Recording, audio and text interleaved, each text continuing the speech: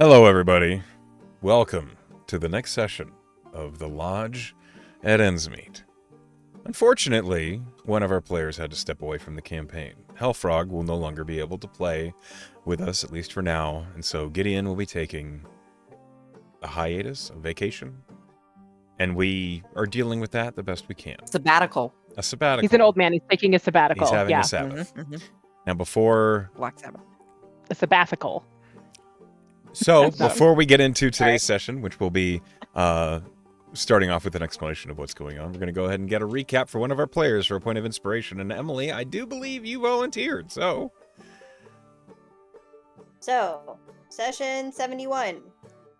We immediately learned that Gallo, that gossipy bitch, told everything about us and apparently called us resourceful and amusing. But he told everything to Calandra and who knows who the fuck else. Solandra. Solandra, sorry. We ended up kind of like at the tree where Solandra was and saw that she was working with some kind of sword, and so we really tried to be diplomatic and negotiate, but like Artie immediately hyper-focused on the sword, and Velen and Claudia went up with him, and Tess and Gideon kind of kept an eye on all the potential stuff that could go wrong, and we saw some like spiders and had sort of like a little gesture conversation about it. Gideon took a knee to sort of like try to sell the act that we were approaching as supplicants, but Calandra didn't really buy it. When Artie got close enough, Calandra like cast a powerful like identify spell on Artie, and to be fair, I didn't write down exactly what she said, but she did like ask a mysterious question that sort of like, you know, asked for kind of his permission sort of, but not really what he was agreeing to. He kind of like volunteered his knowledge. Yeah, and it was like she took that very liberally. Yeah, i.e., she seemed to like cast a spell that allowed her to see like his whole fucking history, which she said, quote, was enough to know that she doesn't trust him. Artie identifies the runes on the sword as Sylvaxi, which are the same runes that we saw in that like Feywild dungeon where we got Feyhue from. So like ancient Sylvan, basically. In which Calandra seemed to be sort of like mad that the sword wasn't like responding to her, reacting to her, or yielding to her, is what she basically said. And it appears that it just like doesn't want to be identified, and it resisted legend lore and identify and all kinds of powerful spells. But she kind of said that she wasn't using her own power to identify it, so as not to like reveal any weaknesses to her enemies. As she was talking, Artie caught a flash on the blade, and it was like ultimately like a word that he thought might unlock the blade, but he didn't like say that right away. He just like waited until she wasn't touching it. Velen tried to negotiate with her, but Velen implied that like nothing that we bargained for is exclusive, and Calandra was like, ugh, why do humans just like think that they can break the rules, and that's annoying. And so she didn't really think that we were like arguing with her in good faith. Meanwhile, Gideon examined the heart tree that was behind her and learned that the tree seemed sort of like an anchor. It's unique in the Feywild because it doesn't move. Like everything else sort of like moved around us and made us feel weird about where we were. And then Calandra talked about the deal that we made with Viscotti, which we were like, who the fuck is that? And it turns out that that's the name of the Spider Queen person whose name we didn't know. So she called us foolish for not asking that. Good tip for the future for making Feywild deals. And said that she saw the relics of the deal in Artie's mind. Tess called her on why she entered Artie's mind in the first place, and Calandra was like, yeah, he should be more careful about who he offers knowledge to. And Gideon did his cool ranger feature that allows him to sort of like see resistances, get like kind of a bead on her, and found that she was resistant to cold, charm, physical damage, magical and non-magical damage. She could be put to sleep, but she was not vulnerable to anything. She complained that humans don't really care about the deals that they make, and don't respect the quote word of iron that binds deals to this land. And Artie talked about how like commitments aren't really forged in iron, and Velen pointed out that they're kind of describing a fundamental conflict between order and chaos that can't really be soothed just by quote wanting to fix a sword really bad, which is not something that Artie seemed to understand, because the artificer in him runs strong even though he is now a wizard. Velen told Calandra that she was right, and that ending the apparent subjugation of the masked folks was kind of our deal with, and Calandra appreciated the truth, even though she insisted it was a partial truth. And then she asked us about the terms of the deal that we made, and then said maybe we could come to an arrangement that's mutually beneficial, which Tess was like, I thought that's not what you wanted. So then Calandra was sort of like, deals can be flexible. And so Velen basically said, all right, well, we're going to try to accomplish our task, which is a different task, and then we want to go back to the prime where we belong. And Calandra clarified, where all but one of you belong. And Velen looked at Tess, but it became clear that, in fact, Calandra was not referring to Tess, the actual fake creature among them, but in fact, Claudia, who she implied had been born on the Feywild, which somehow she picked up from searching Artie's mind? Question mark, question mark. Calandra kind of used that new info, tried to use it as like a bargaining chip, and Claudia was severely tempted because she doesn't know anything about her parents and really wants to find them, and like the fact that she was maybe born on the Feywild, like maybe tells her a lot of stuff. But a lot of her other teammates and eventually fucking Tallow was like, hey, maybe don't make a deal with a Fey. And Tess reminded her that Calandra had already given us a piece of information by telling her about this, and we could follow the lead on our own. As she was hemming and hawing, Tallow initiated the conversation to kind of like advise her, like, hey, it never works out to make a deal with the Fae. And Claudia woefully conceded to not do that, which is huge growth. That's great. Good job. And Artie kind of used that moment of kind of distraction when Claudia said, I'm not going to take your deal, to message the sword, the word that he'd found on the sword, and discovered that it was it's really cool thing designed to like hurt casters, and it's just totally the tits. Unfortunately, there's no time to like attune to anybody because Calandra is done with us and we rolled initiative, and she immediately charmed Claudia to give her disadvantage in all her ability checks and saving throws, but like Claudia eventually got rid of that. We had a lot of shielding and silvery barbsing and frigid rebuking and cone of colds and all kinds of stuff. The dryads hit really fucking hard with their shillelaghs. Ultimately, we were victorious. There was a lot of like jumping through the heart tree and stuff. Ultimately, we were victorious, and discovered a ring of mind shielding, which, based on Artie's like artificer knowledge, might have Calandra inside, because that's kind of what happens when you go unconscious with the ring of mind shielding. So that's interesting. There was a portion of heart tree staff, preemptive wound closure, which Velen took, a spider staff, and some crystalline bandicite. Gideon, after the battle, Gideon took Claudia aside to commend her for her growth on not taking the easy way out, and we talked about potentially like banishing her to see if she came back to this plane or whatever. And eventually it was settled that because Tess can't really access Jamino as easily here, and Velen also learned that she can't really talk to Dawes as easily here, that Tess would cast Commune to kind of like cut through the veil of the Feywild to ask some questions. And Claudia like kind of whispered the third question in Tess's ear. The first one was Claudia born in the Feywild? We found out yes. Are one of her or both of her parents still alive? Also yes. And do Claudia's parents still want her back? That was Claudia's question, and the answer is of course yes. There was a pause though. And Let it be known. And the end of the end of the session was this really freaky moment where, because we were like, well, they're still alive and they might still be on this plane, so this could be the moment. And so Tess put together a sending to send to, we decided to send it to, I think, her dad. I didn't put that part in my notes. Yes. But Enar. Yeah, I did put that part. Enar. And instead of her dad, Tess's mouth opened and spoke in this, what is her name? Nefane? Nefane. I wasn't sure how to spell it or pronounce it.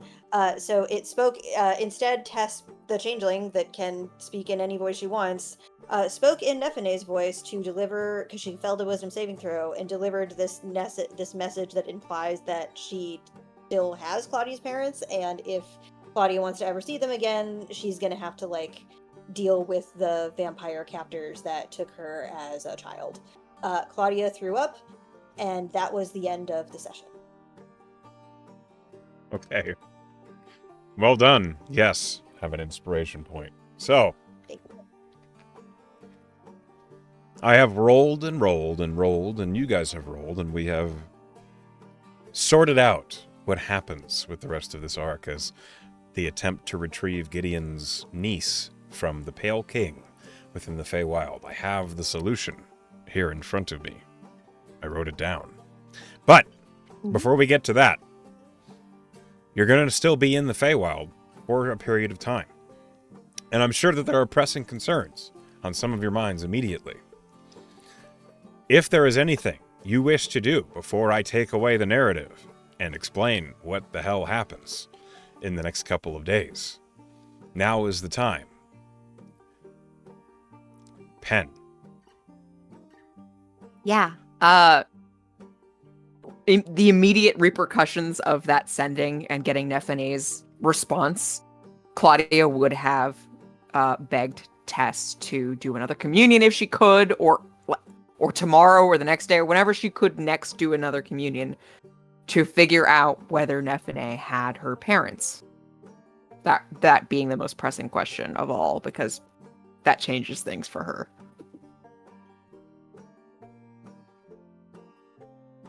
So, Emily, that's Yeah, really a question Tess. for you. Yeah, Tess, absolutely. I mean, like, Tess would happily, if she only has commune is I think, well, it's a ritual, and I think it's a ritual, and I think she can cast that without casting a spell slot.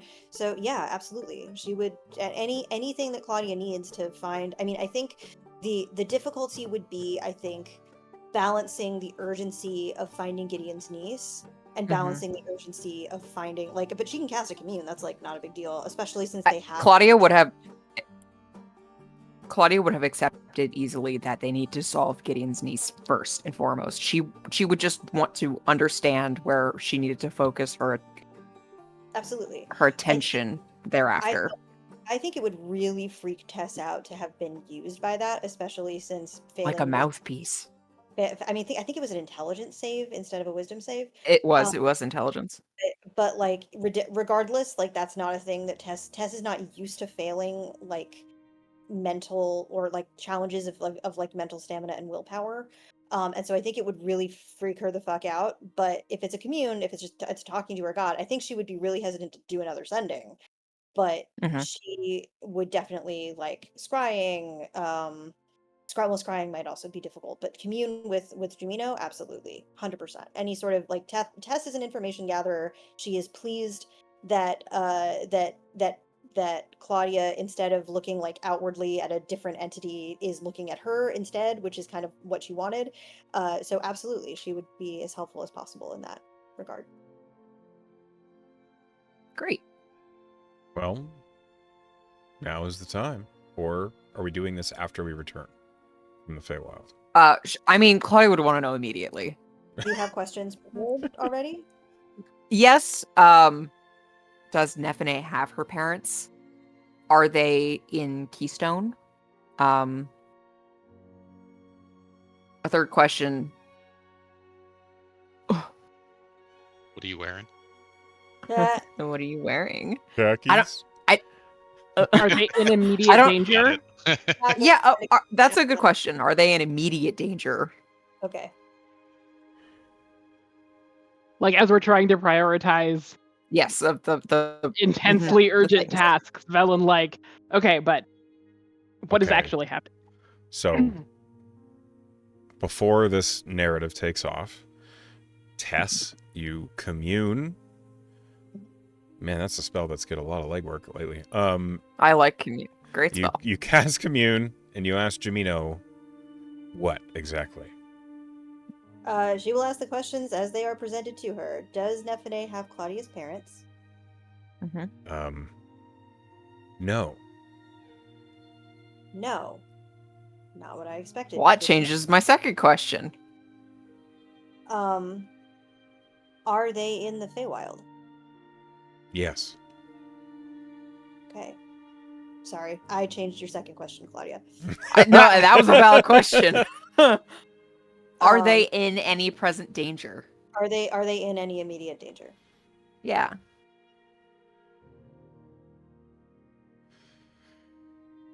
No. No. That Okay. changes things.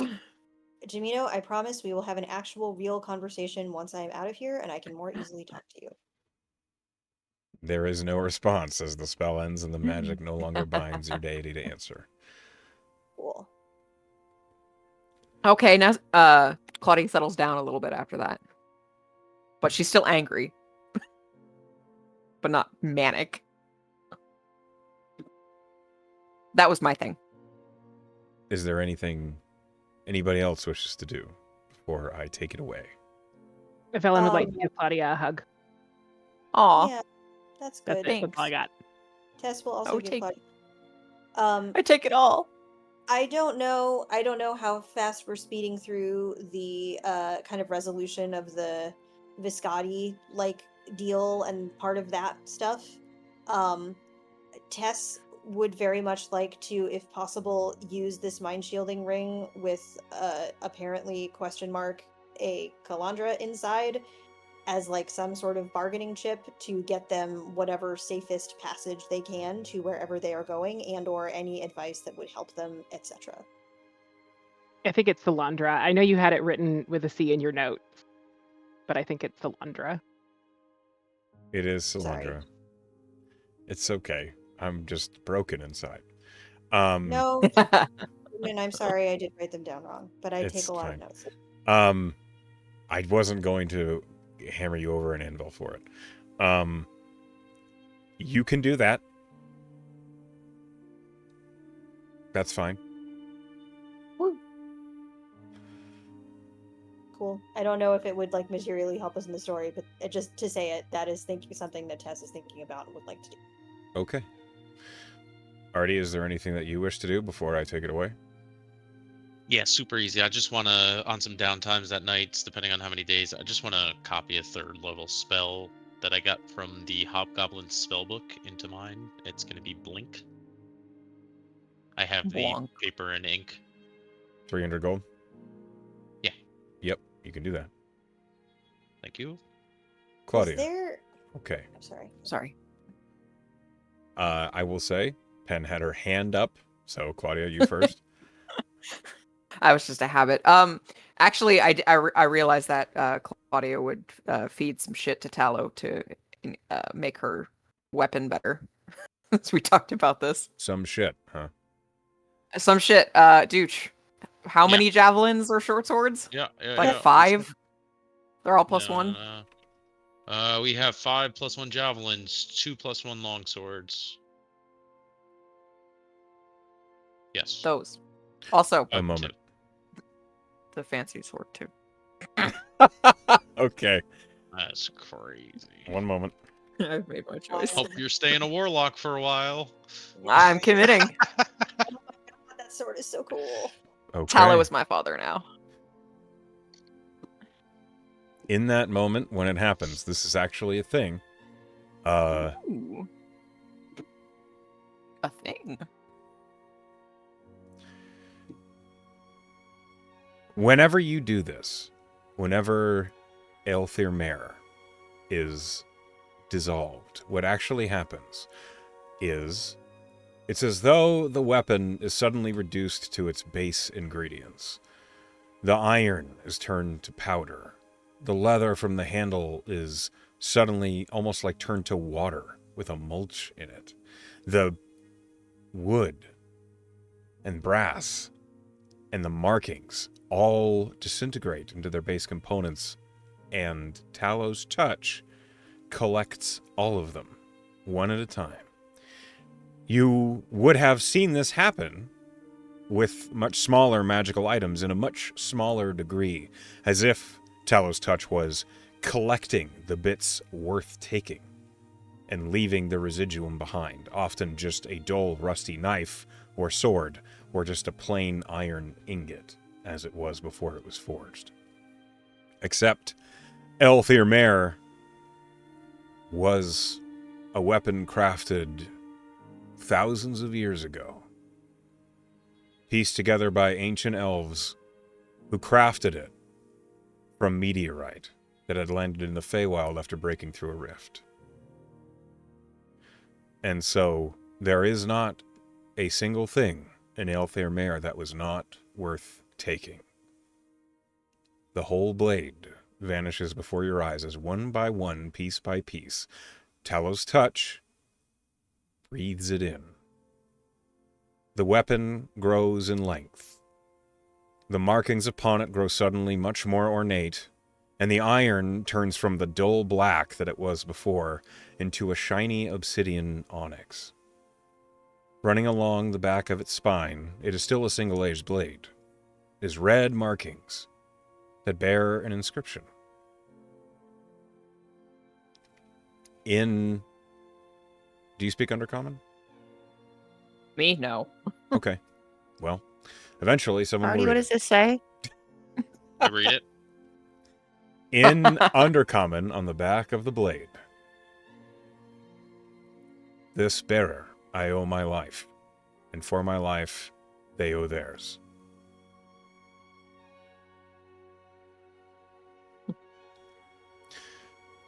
It still appears to be a falcata, though much, much longer.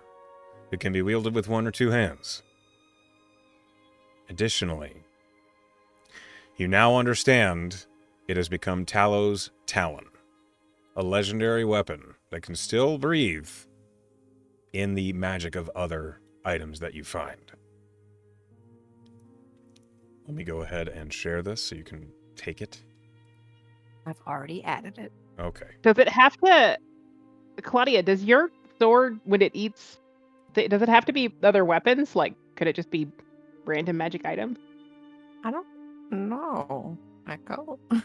Can it eat stuff? Generally, weapons or wondrous items are what it can consume. It can't, like, eat armor. Okay. Go What ahead about like a and- water magic missile? But like, I have, No. I have the brooch of shielding that I am no longer attuned to. Like, could Claudia take that and It is feed a wondrous to? item. It could eat that, yes. I mean, I don't know how useful it would be. I was just curious. And what would it do? You don't know. We'll Um, find out. I mean, Is your sword literally Gale from Baldur's Gate 3? yes. For those of you listening, I will describe Talos' Talon as it is written in the item creator. This falcata is dark in appearance. Along its edge, it glistens with silver, hinting at its unusual magic nature. This weapon deals magical slashing damage. This weapon does not require attunement, but it can only be wielded by a warlock that has accepted a pact with Micah's Tallow, the undead patron. Should anyone else attempt to use Talos' Talon, they must succeed a DC 18 Charisma saving throw or suffer 4d10 necrotic damage, and the weapon resists their attempts to use it. If they succeed the Charisma saving throw, they may wield Talos' Talon for 1 round as a +2 longsword, but they must repeat the saving throw at the end of each turn. Talos' Talon has absorbed enough magic that it has grown in power, transforming into the Talon. It has grown longer and heavier, though still lightweight. It maintains the finesse property despite its size. The weapon gains a +3 to attack and damage rolls. The critical hit range for Talos' Talon increases by 1, and this increase can stack with other effects. While the wielder is concentrating on a spell, the weapon deals an additional 2d10 necrotic damage. Should the wielder critically hit with Talos' Talon while concentrating on a spell, the wielder will heal for any necrotic damage dealt to the target. Touch of the Undying. Talos' Talon carries 5 charges. It regains 1d3 charges every dusk. The wielder can spend half their remaining hit dice to fully recharge Talos' Talon instead, rounded down to the nearest whole value as an action. The wielder cannot expend fewer than 1 hit dice. 1 charge can be spent to increase Talos' Talon's range to 60 feet for 1 turn, declared during the first attack. 1 charge can be spent while concentrating upon a spell that affects an enemy. That enemy cannot regain hit points by any means, so long as the wielder maintains concentration on the spell targeting them. 2 charges can be spent to cast Vampiric Touch at 5th level through Talos' Talon as an action.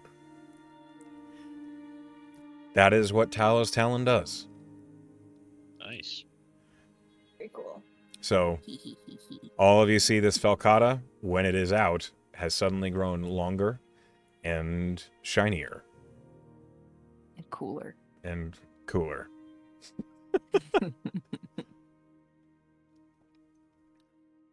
Okay. Okay, that's all I wanted to do. Cool. Emily, you had something else? I don't know if this it might not be relevant.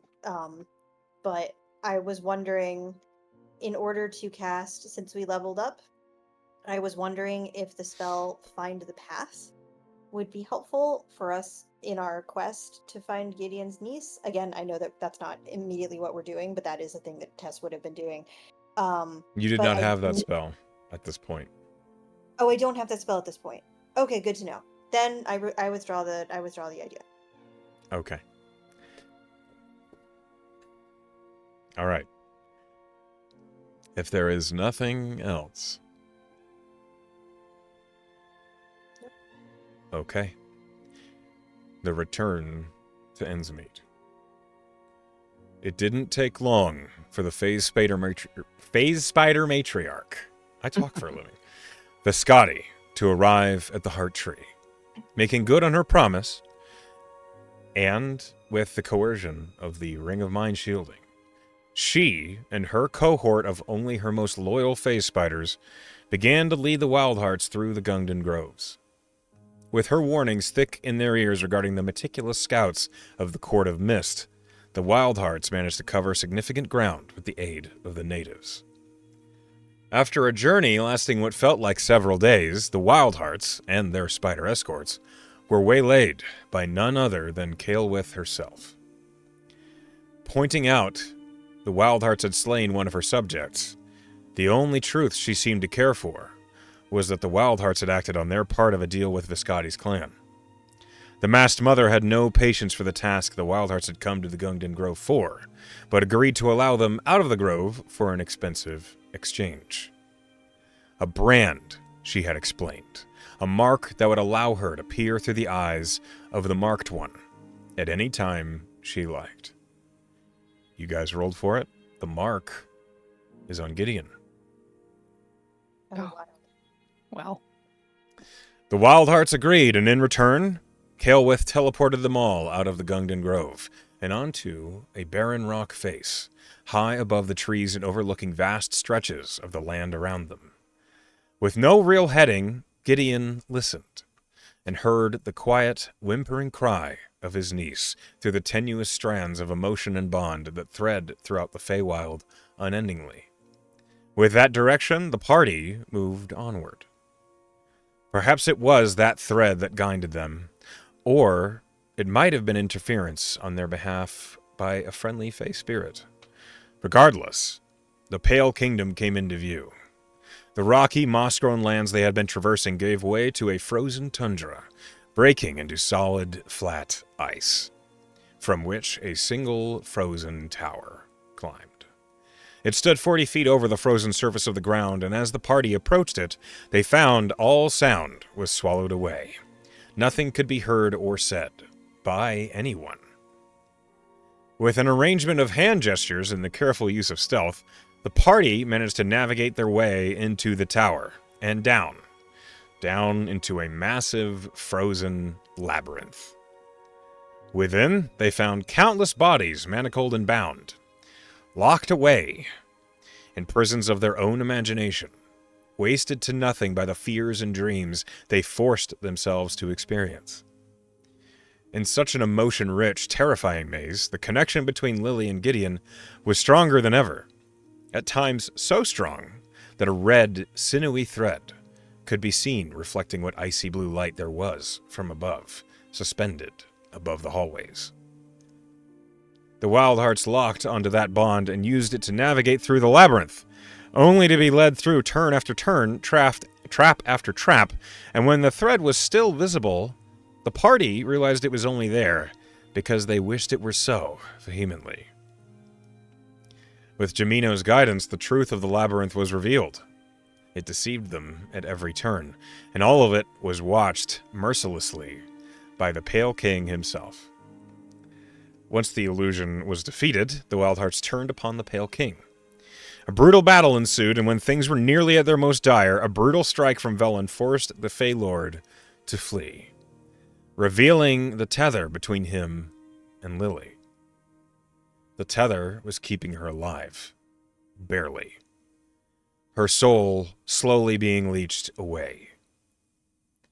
With a brutal strike of lightning and intense focus, the tether was ejected from her body, freeing her from the prison, but scarring her back intensely as she fell, exhausted, on the edge of her life. The party gathered her and fled, escaping the labyrinth to return to the Pale Kingdom, which rebelled at their intrusion. Pillars of sharpened ice thrust up from the ground as they fled, wounding Tess and Tana, but the party managed to retreat out of the frozen realm and back to the dry, inhospitable badlands that surrounded them once before. With the unconscious Lily in tow and their group wounded and bleeding, the party then needed to rest before Tana could manage to transport them out of the Fae. But it was clear the Pale Kingdom would not let them go quietly. Massive, ferocious polar werebears followed them as they escaped deep into the Badlands. But the Pale King was not without enemies, and many who would certainly benefit from the evil Archfey being in such a compromised state. As the Wild Hearts ran, they found themselves running alongside the strange, rhythmic, and certainly eccentric Gallo, who thanked them for the convenience of the situation the Pale King was now in.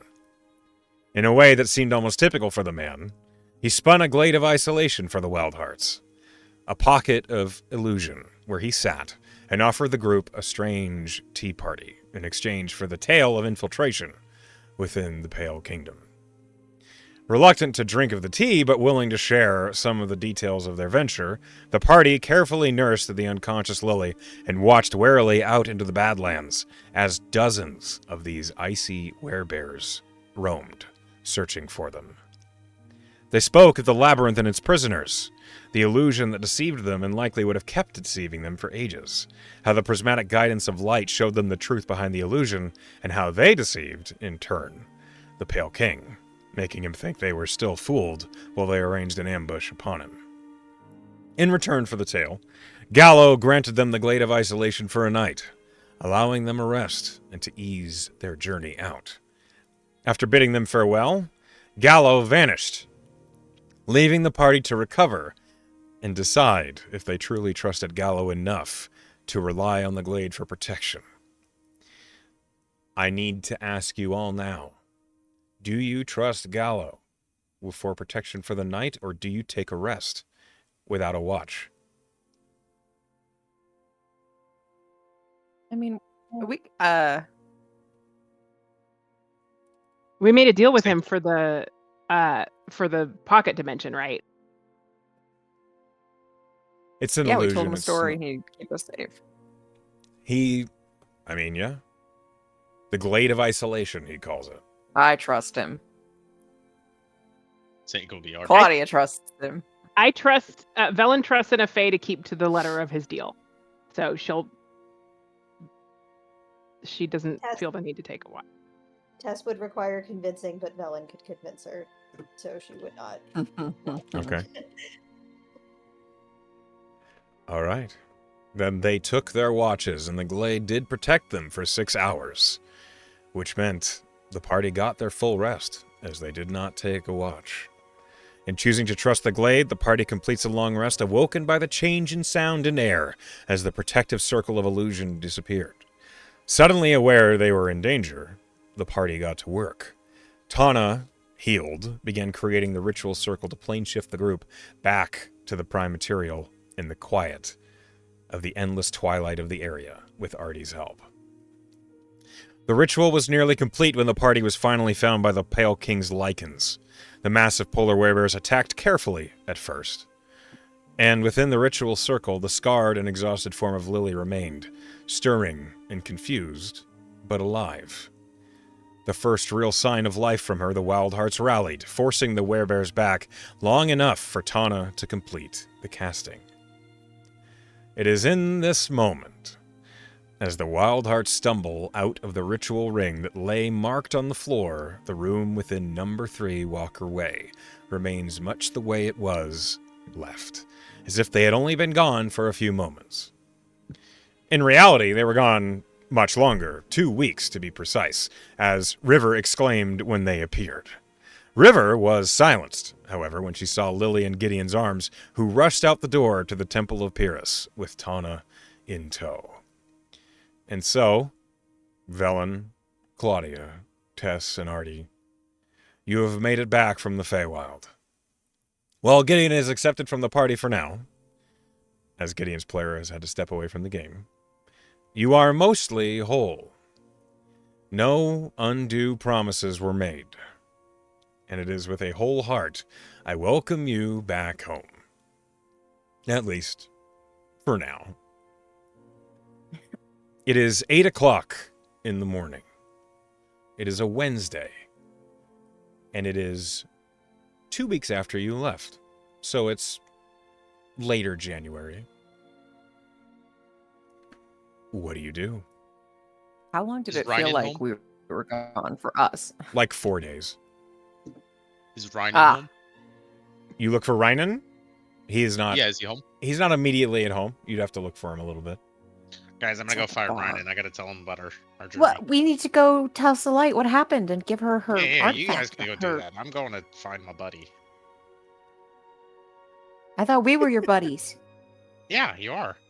But I've been with you guys for like the past 4 days, so need a break sometimes. Okay. Hey, Artie.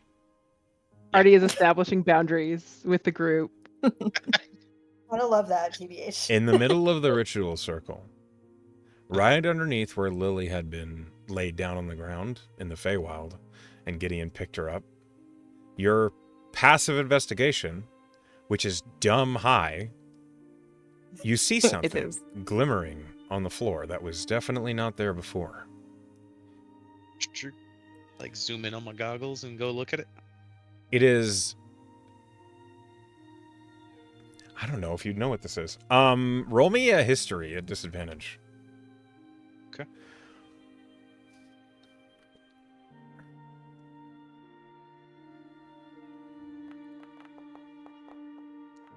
A 3. 17 at disadvantage.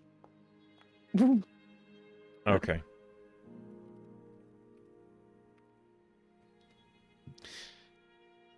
You see, it's a small, round, it's almost a coin, but the edges are like rounded. It is transparent, but slightly gold in color.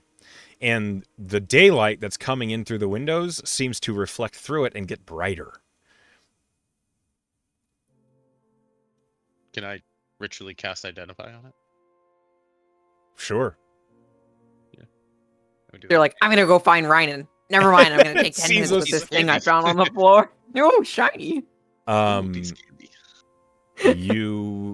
We're going to just say you ritually cast Identify, and you eventually learn it is a round of Elithaeum. Oh, Hound of Elithaeum. It is Any a idea what that is? It is a material of pure. Hang on, I'll just read it straight out of the Amaranth CB. They're gonna make a custom item. You'll Mhm. hold on a minute. Okay. A material of pure crystalline banisite. While banisite is often known as a fine blue powder, it can be further refined under intense pressure and magical duress. In much the same way as carbon forms a diamond, the magical composition of banisite will reform itself into a brilliant crystal that magnifies light that passes through it, naturally transparent with a golden hue. Elithaeum is that crystal, and it nearly always forms in ovoid round forms, approximately an inch Like an egg? across. A single A universe egg. A single Elithaeum round, or coin, is worth a significant fortune, and is one of the primary magical components needed to perform spells above 9th level. Because Elithaeum requires such a density of magic in the environment to form, they cannot form naturally on the prime material plane. Such conditions can be created, but not without significant effort and expense, much of which typically beyond the means of typical mortals. Most adventurers and even wizards would have never even set eyes upon a single Elithaeum coin, or might not have known they had, considering its innate magical properties. Elithaeum is stated to have a mind of its own, or at least a personality. Some argue it is the precipitation of the very magic in the air of the verse. As such, it carries an emotion or chaos within it that is hard to predict. One of the most unusual facts about Elithaeum is it seems to naturally emit illusory magic. hiding itself in plain sight, or slipping the notice of those searching for it. Nice. It sounds like it's perfect for Artie. Pick it up. Honestly. Just like as the identify goes through, my smile goes nice and big. Oh my! This is my precious now. Uh-oh. This is my precious. No one else knows what the fuck it is. You're just And weird I'm just about it. I'm gonna go find Rynan. Just like you Hey. can tell he's fixated on it. After 10 minutes, yep. Okay. So Bye. Artie's gonna go find Rynan. Yeah. Okay, during those 10 minutes, okay. Claudia. Imagine we probably went. Yeah, you didn't sit there while he was doing that, I Yeah. imagine. Yeah, we were talking about going to see Salite and like telling Yeah, her let her what know we're happened. back. Give her thing back. We didn't have to use it to get back, did we? It was more of like emergency You did funds. not have to use it, no. Hooray! We can give her thing back. Okay. Yeah, so you venture on over to Salite at the Ends Watch. See if the town burned down while we were gone. Who is all going to the Ends Watch? Aside from, I know Artie isn't. Emily, are you going to the Ends Watch, or do you have other plans? That's something to do at home. Okay. Oh, me and Velen then. All right, Oh, so Thomas is there. roll me a D100. Make a face. I missed him. Yeah. We're Okay. Okay. Are you rolling it? Is that or am I? You're too I busy ogling the masseuse guy and then crying. I was 88. having an emotional moment. 88. I Yeah, should've- Thomas is I there. should have fucking banged the Yay! guy. So as Yay. Velen and Claudia, you go to the Ends Watch. And as you approach, you see Salite is where she usually is, out on the front, like underneath the roof of the open space work area that she frequently is. And as you're approaching, well, aren't you a sight for sore eyes? Do I see Thomas? Yeah, he is Claudia at the run table. tackles him Okay. out of his chair. Okay. Oh, We lived! yeah, I see that. Welcome back. You smell like lilac. It's a long story. A really long story. I'm glad you're all right, and none the worse We for have her. Well, we'll talk about it. Salite, we have your thingy, the crown. Yes, Tiara? we'll give her Item? the diadem back. Oh, thank you. It's a diadem. Fortunately, we were able to return without sacrificing your property. End of your mission. We got her. Oh, She's Gideon back. and his nieces went to the Temple of Pyrrhus. She has been through a lot, and the aid of the temple will be needful, but she's alive. She'll be all right. I wish her a swift recovery.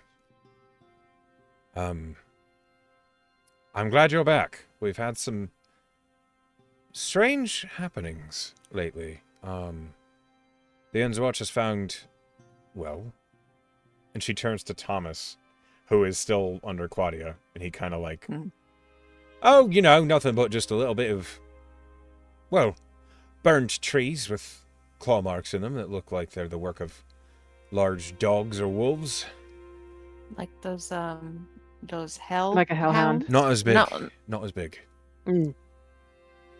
That doesn't mean not of the same, because they were the right shape. But we haven't Hell been able to find puppies? a source. Hell pups? Thomas Thought looks they at were Salite, big. who shrugs. Claudia, we are not adopting the hell pups that are sent here to hunt us. If they get trained. How do you know they're sent here to hunt you? I don't. I'm just You trying just to head this assume. off. Well, within the last week, Shelby and I have both noticed quite a few instances of it up in the north. We've kind of been trying to keep people close to town until we figure out what's going on, but, well, people will wander, won't they? Yes. Yes, people certainly will. But maybe we can investigate, see if we can figure out what's going on. You did just get back from the Feywild, eh? I mean, maybe take a day to get your swords gathered. Well, and then we have that That- thing we have to do for Tess. Yes. We were here for That's also a holy thing. shit. We need to do that fast. Yeah, I was wondering about that while we were on the walk We only over have here. like a month left, maybe even less. But we also we can't let our home get chewed up by hellhound puppies. So, let's True. bash.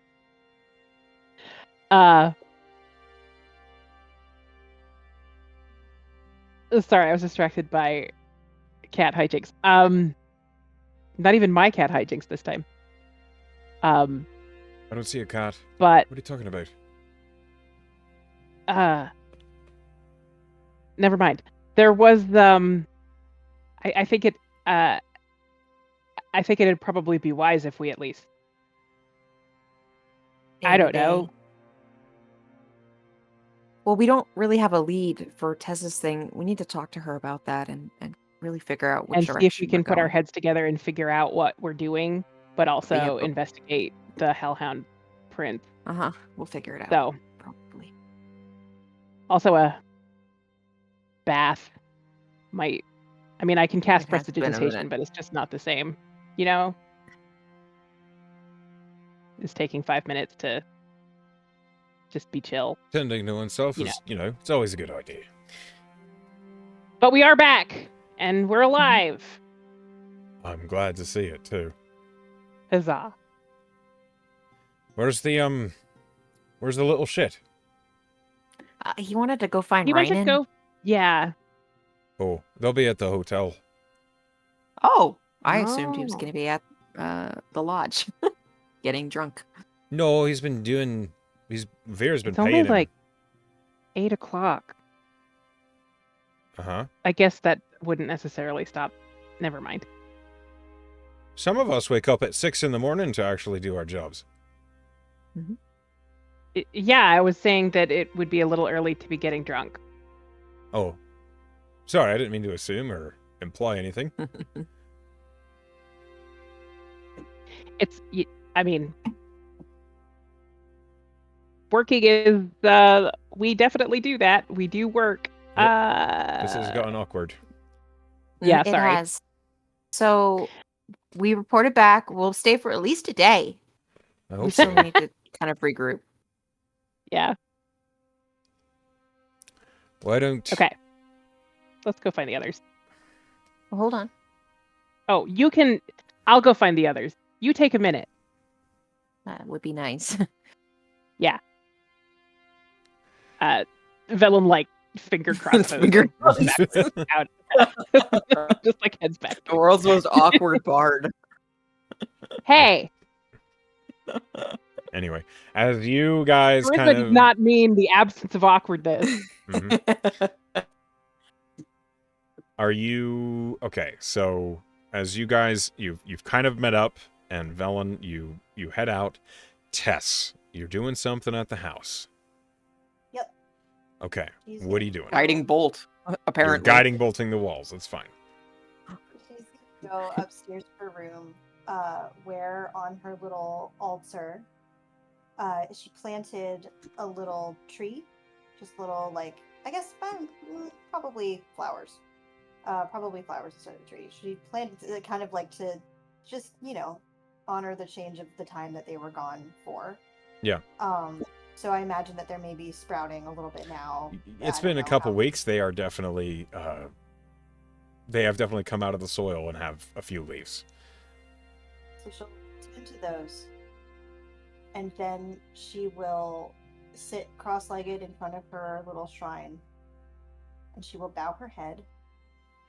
And she will say, Jamino ever-changing, now that we're home, help us come here in this hallowed place. Offer to you. Help us come back home when we need to. And she will cast Word of Recall to designate this house as a sanctuary for them. Okay. Did I add flavor to what that looks like? Yeah, Is what the does it look like? So the house is already hallowed in this like kind of twilight like sanctuary, and the twilight has changed a little bit. It doesn't look like the Feywild twilight. It's kind of like gotten a little lighter, if anything. Like her time in this sort of Feywild twilight where her twilight sanctuary change has sort of like influenced what the hallow looks like at home. And the hallow becomes more pronounced around the house and through the house, kind of just like I would say on the outside of the house that people can see just in brief flickers. A couple of things appear as this spell is cast. First, a goblin kind with like goggles kind of like skitters around the edge of the house. And then a like a figure with kind of like a fluttering of wings. And it looks like a little girl, a younger girl chasing a light, like a little wispy light around the edge of the house. And then a hulking there's a stag that runs around the edge of the house, pursued by a dwarf and two children. And then a meandering barbarian with a flicker of red hair, Oh. and Hmm. pursued by a wolf. And then a changeling that no one recognizes but Tess, walking very slowly and looking over his shoulder at her.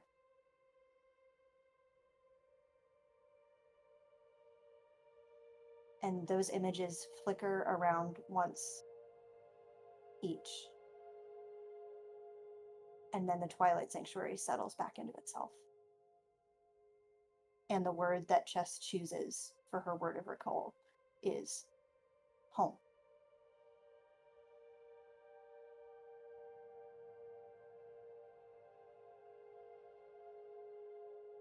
Okay.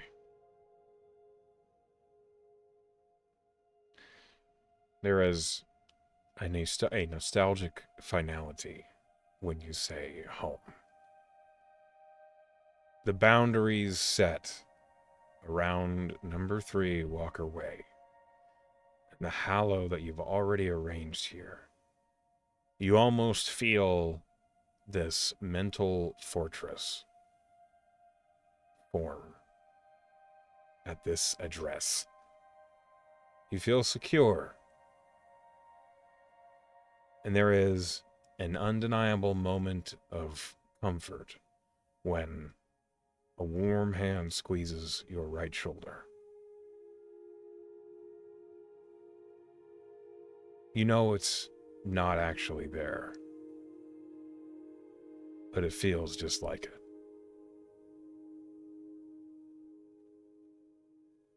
Tess closes her eyes. Thank you.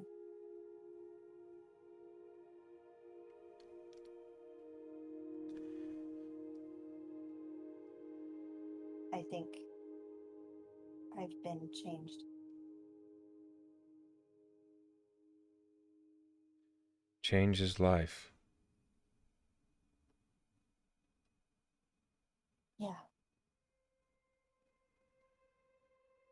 And I guess I can't stop it, and I shouldn't. To try would be to try and stop the river. You would only be swallowed.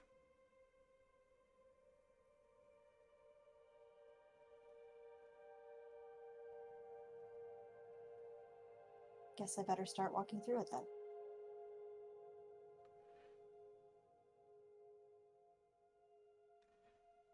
Just let it flow around me. Of course.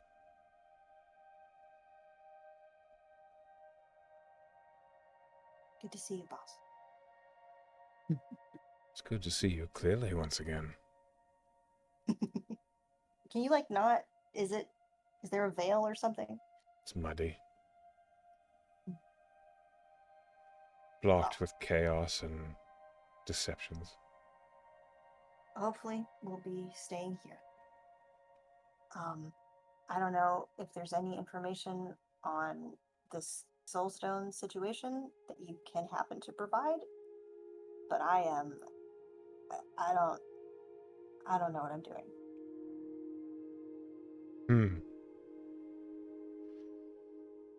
I'm sure the right guidance will find its way to you when the time is appropriate. What way of doing that? Thanks for your help.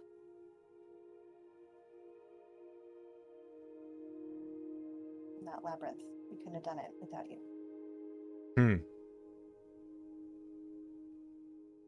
I do hate to see you flounder.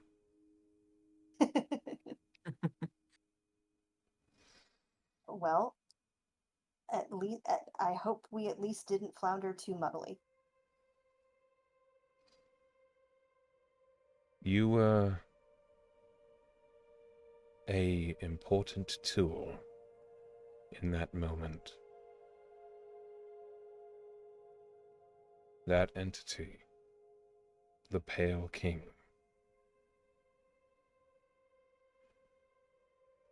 He and I shall have words. He doesn't seem very changeable. I have no intention of changing him. I mean, he seems resistant to it. Am I wrong about that? Some change none can resist. You would know.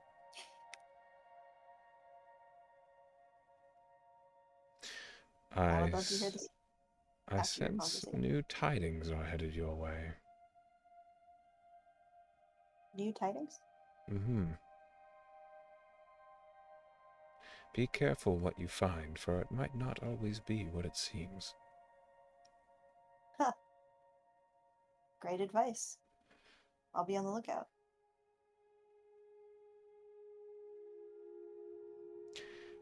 The presence seems to diminish, though it is still there. And as this has been stated as a point of recall in hollowed ground. It doesn't feel the same as it did before. It feels holier.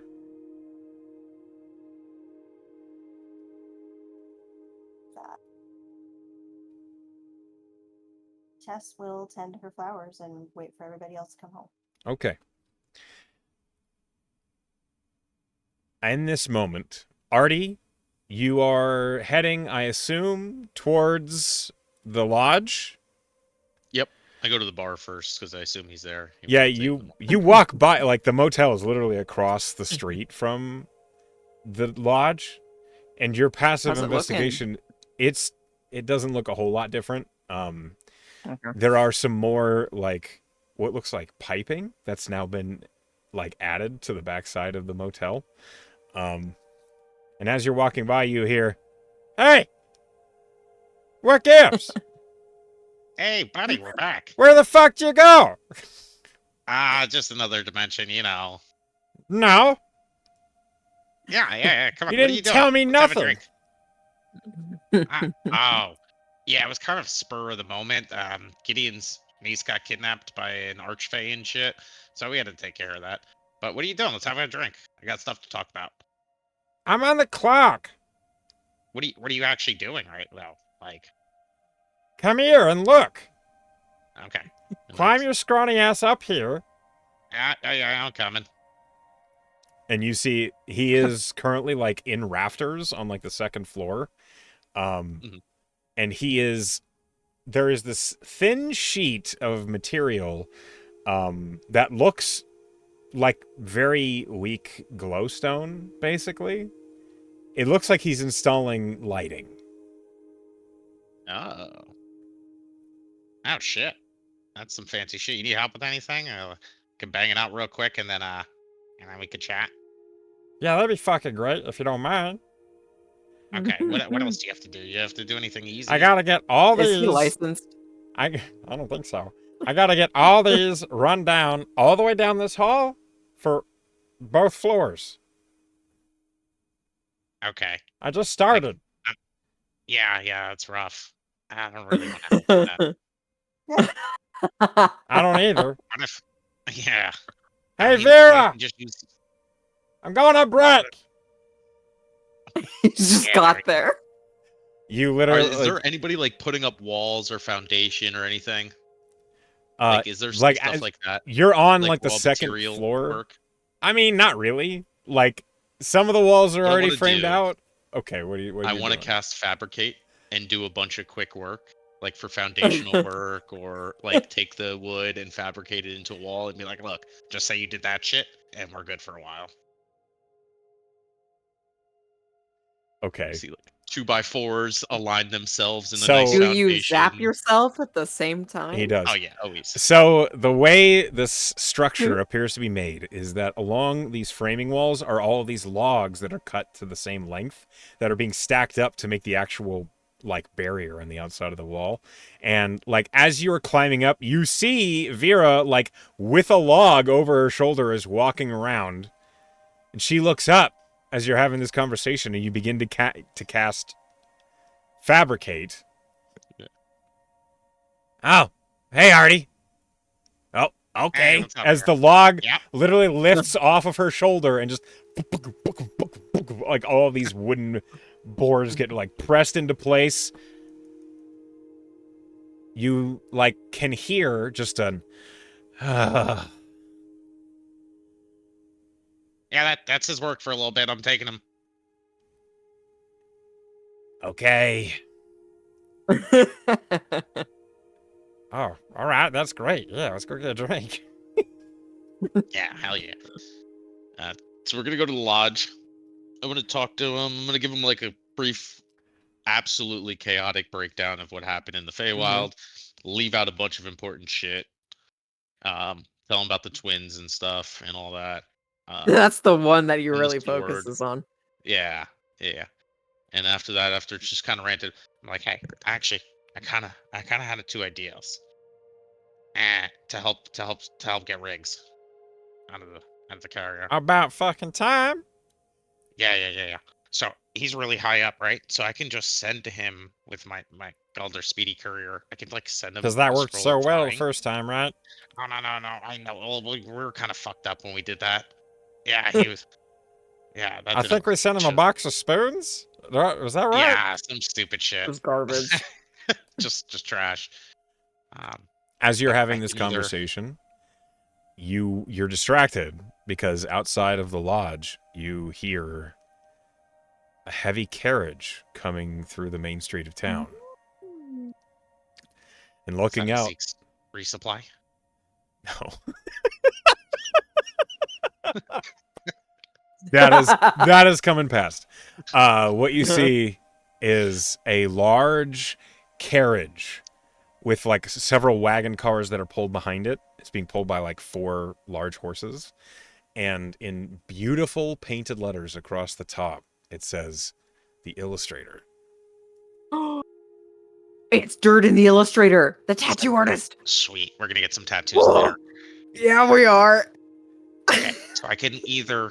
I have one of two things. And a quick question for you. I didn't read the spell earlier, so I took teleportation circle as one of my first few spells when I was a wizard. Sure. And in it says that when I first learned the spell, I learned 2 permanent location spots. Yep.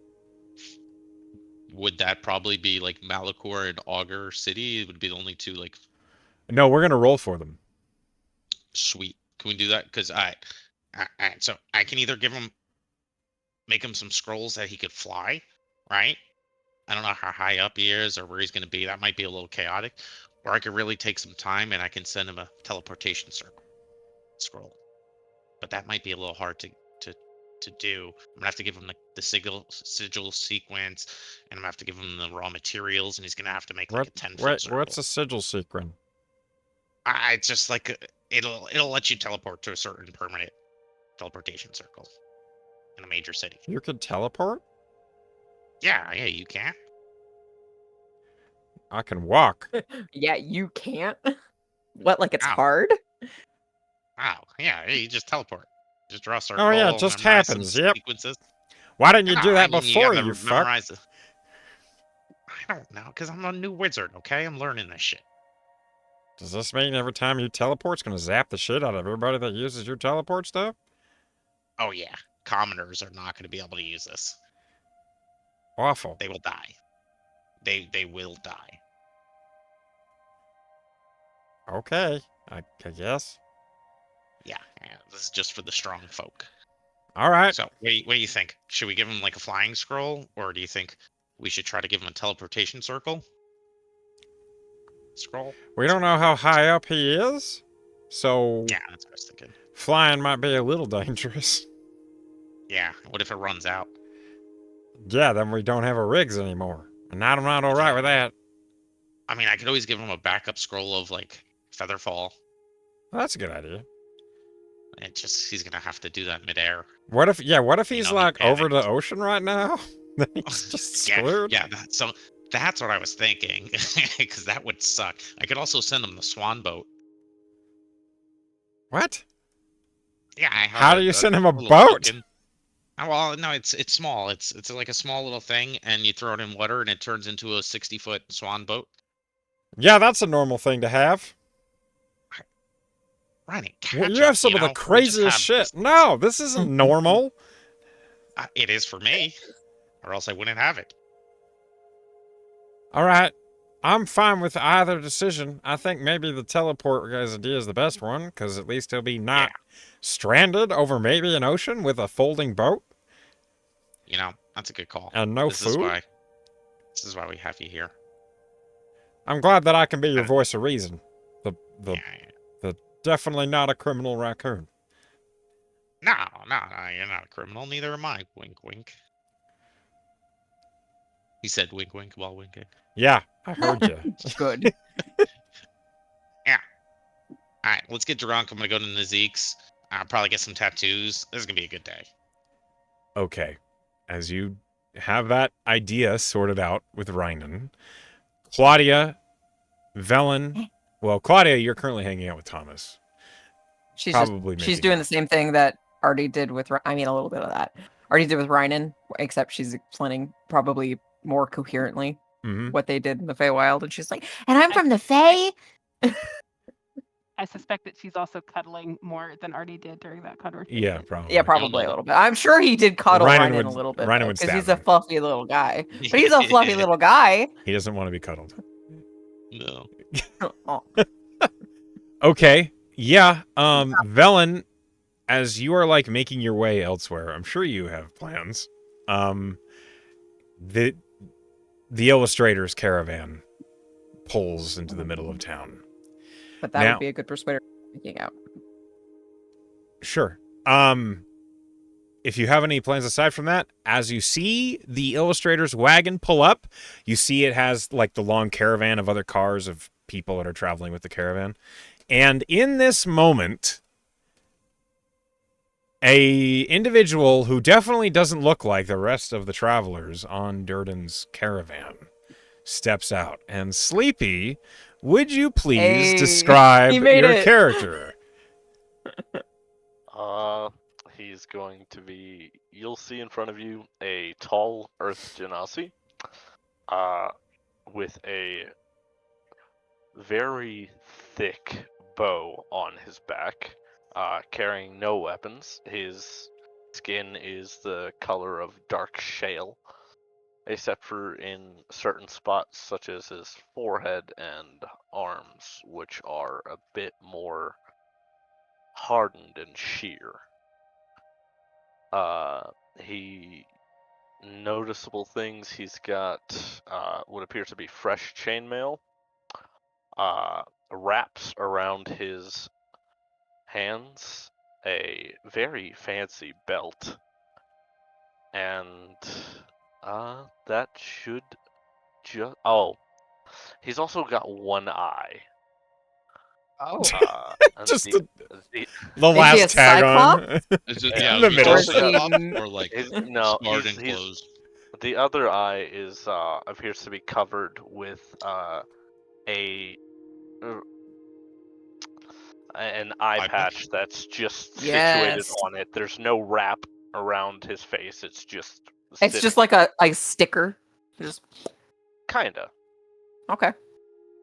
He has white hair and a white beard. Nice. So I will say that Velen is the one that is closest to you when you step off of the caravan, probably stretching your legs from the long road. Let's see. Velen, aka Sal, I did mention that we are going to describe everyone's character after all this time. As it's been a long time since we've taken a look at what the Wild Hearts look like after everything that has happened. There's been some changes. Velen, what does this tall Earth Genasi, Cyclops, look like? Yeah, what does Velen look like to him? That's rude. I'm God, I don't care. Velen is she's an Azamar. So she is geared up in a very very shiny fashion. She's sporting some elven chain. She is wearing the silvery scimitar on her hip. She has the shield of bullet attraction, which is very shiny. That is sort of worn on her arm. She has a dark blue mantle that swirls behind her. Her Azamar feature, she has heterochromia, so mismatched eyes, and she has her Azamar feature are freckles that look like little silver stars, and her hair is platinum, in a kind of edgy undercut. It's probably getting a little shaggy. It's been a while since we were paying attention to that, but she's got prestidigitation, so it's it's in order. I don't think you can see most of. I think her tattoo is actually like she has the tattoo across her collarbone, so I don't actually think you can see it through the armor. So that's pretty much visually what Velen looks like. Okay. So, also, the dwarven tattoo artist, as the caravan pulls to a halt, steps out, and he looks around at the town as he's sitting in, like, the middle of the crossroads of the Old Pitch Road and Cedar Way, which is literally like the center of town.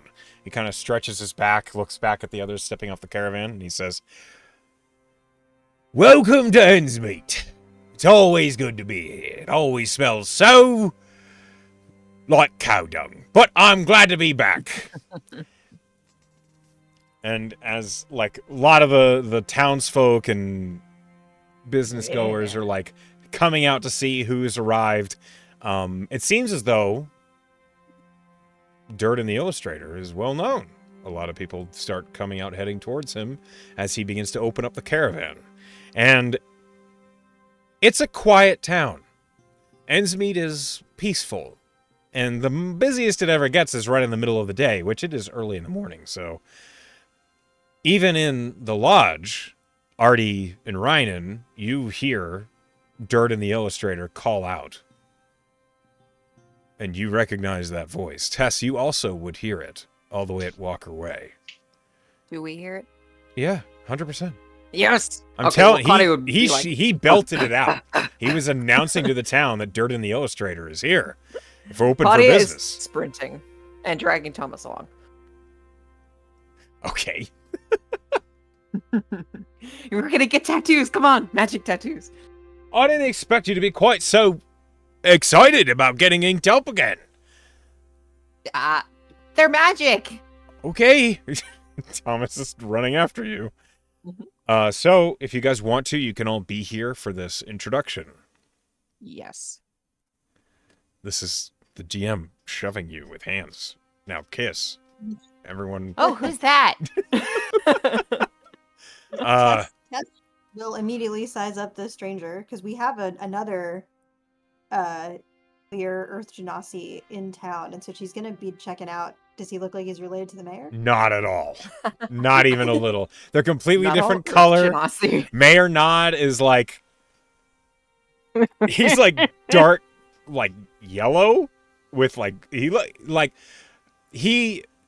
mayor looks like a personification of like dry, cracked badlands, like Arizona desert is what he looks like. And then this newcomer is tall and like gray shale colored, and face doesn't look anything the same, like completely different. Not related at all. I would like to say then, after seeing Velen, you'd see, and Durden does his little speech, Artie and Rynan would walk out.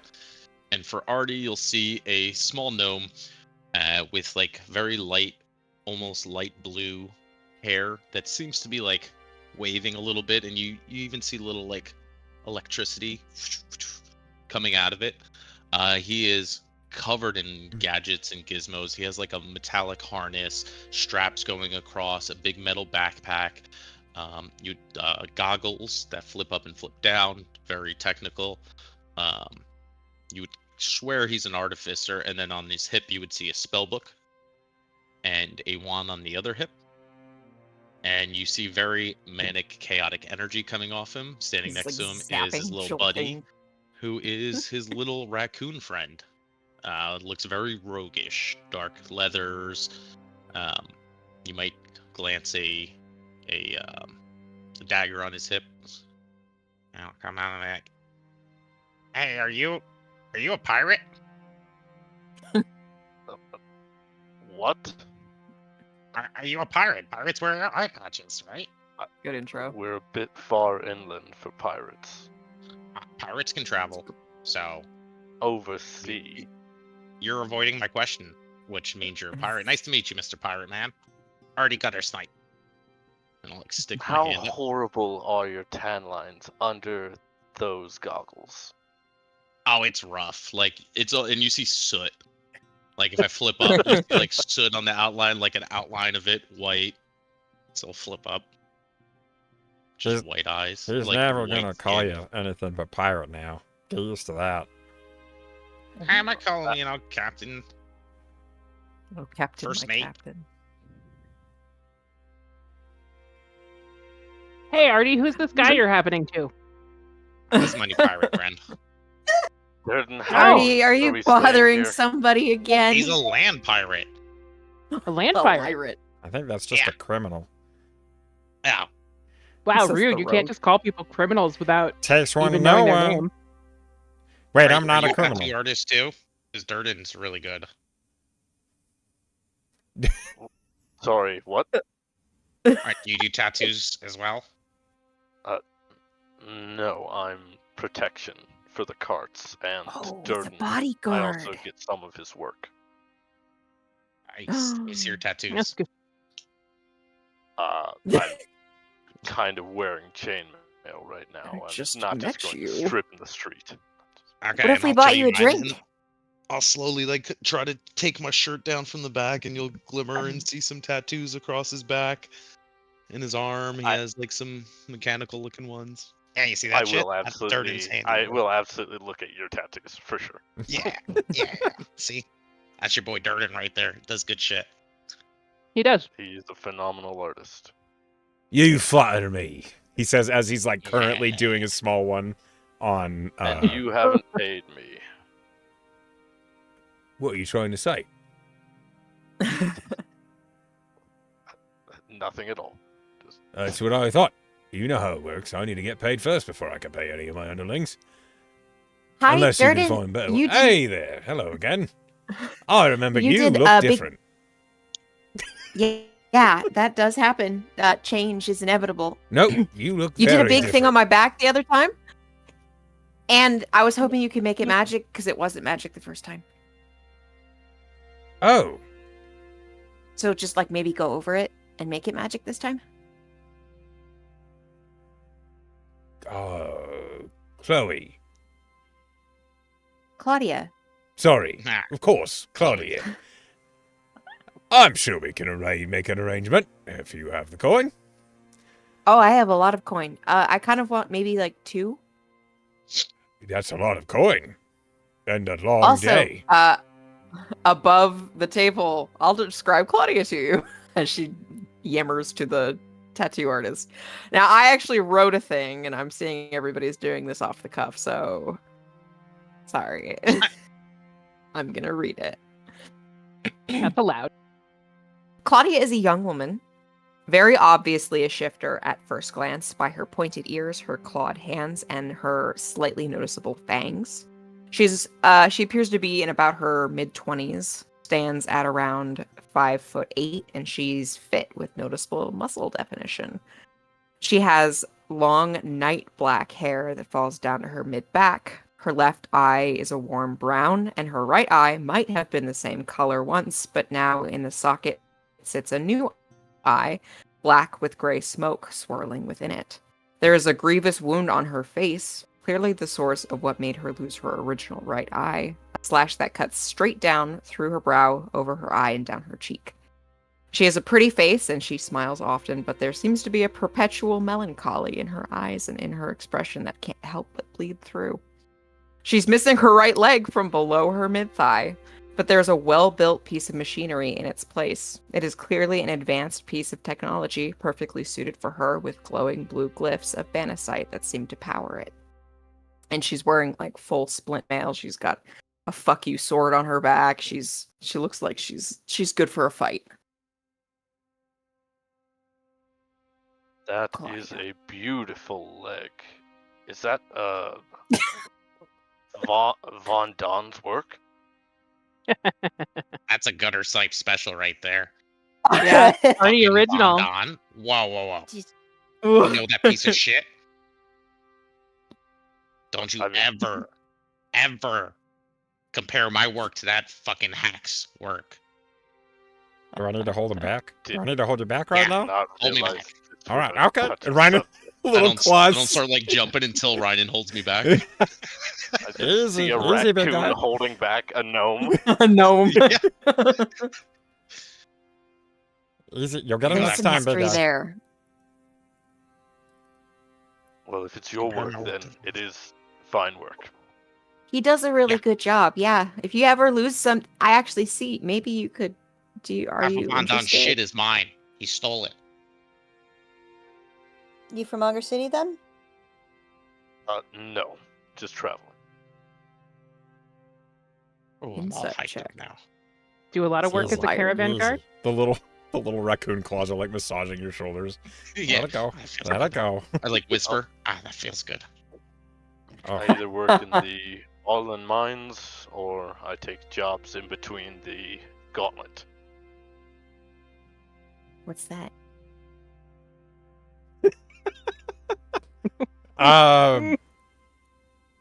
Okay.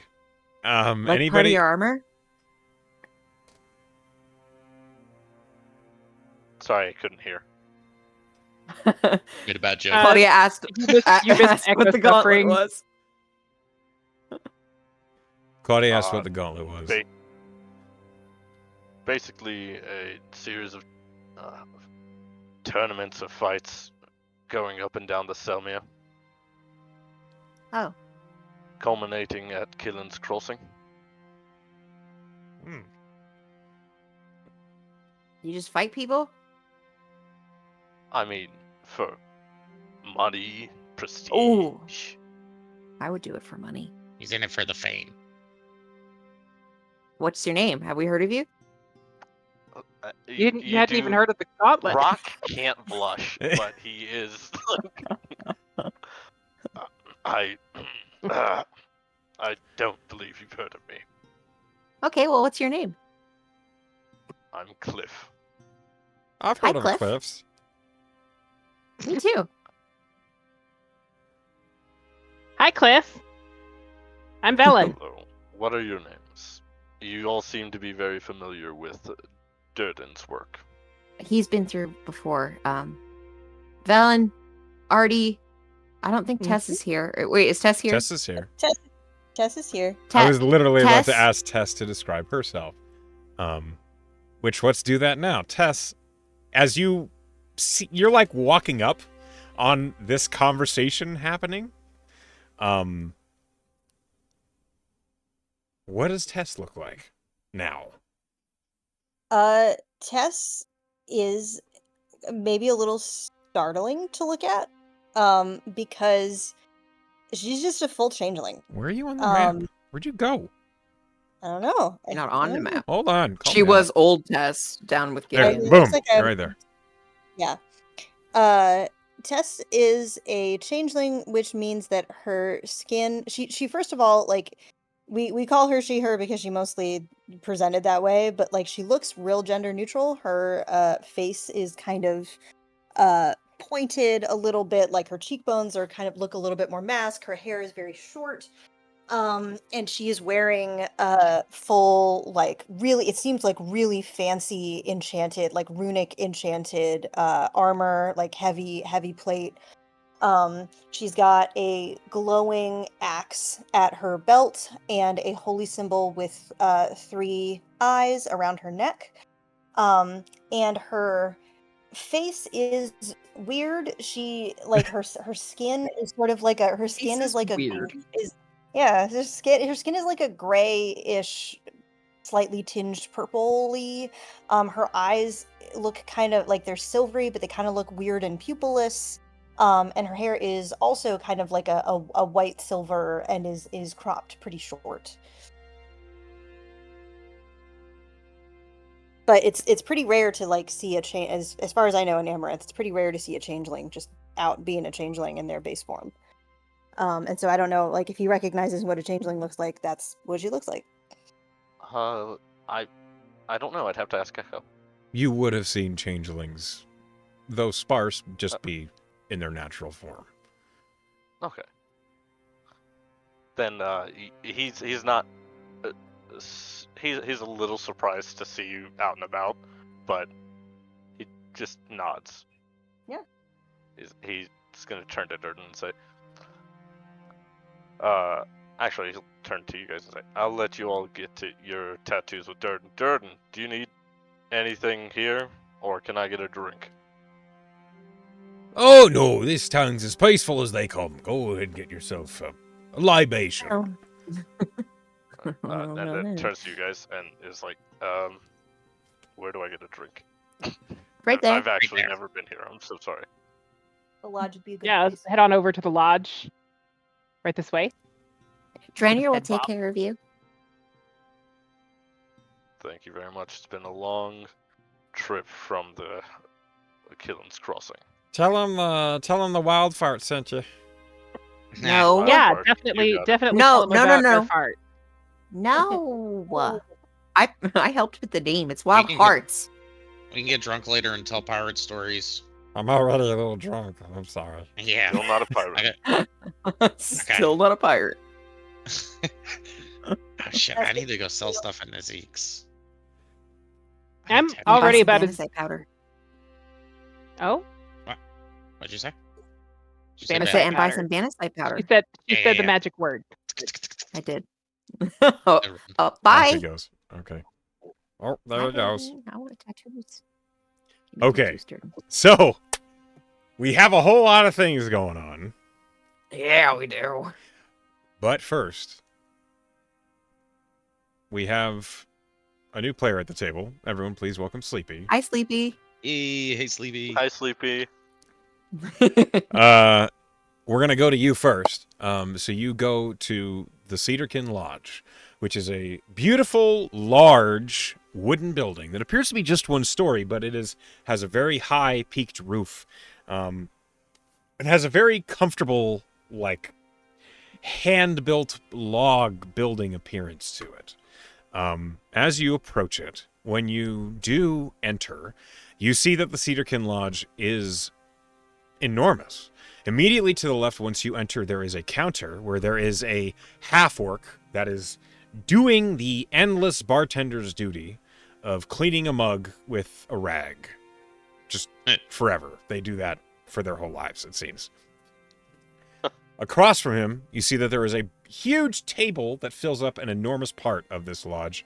To the left of that, there's like a broad hearth that is currently spitting out nice, warm flames. The entire lodge smells pleasantly of burning cedar and pine. And then to the right as you enter, there are lots of like broad sofas that look like they're hand upholstered. Everything in this lodge looks like it was made by one guy who knows how to make furniture. So everything looks pretty sturdy then. Oh yeah, everything's a little overbuilt. And as you enter, the bartender turns to you and he says, "Well, hey there. I don't think I know you. Welcome to the Cedarkin Lodge. What can I get you?" Morning, I was told to tell you the wild fart sent me. I was hoping to get a drink off the road. Oh, I can do that for you. What's your pleasure? Ale, whiskey, bourbon, wine? I got many things. Just need to know where I'm aiming. Ale is preferred. A tall one on the house. No worries. And this half-orc begins to pour you a tall mug of ale. So I've been up and down the Selmere a while. How come I've never seen this place? Oh. I mean, I don't know if you noticed, but we're a little out of the way. We try and keep our noses out of other people's business. Keep things nice and comfortable for the locals.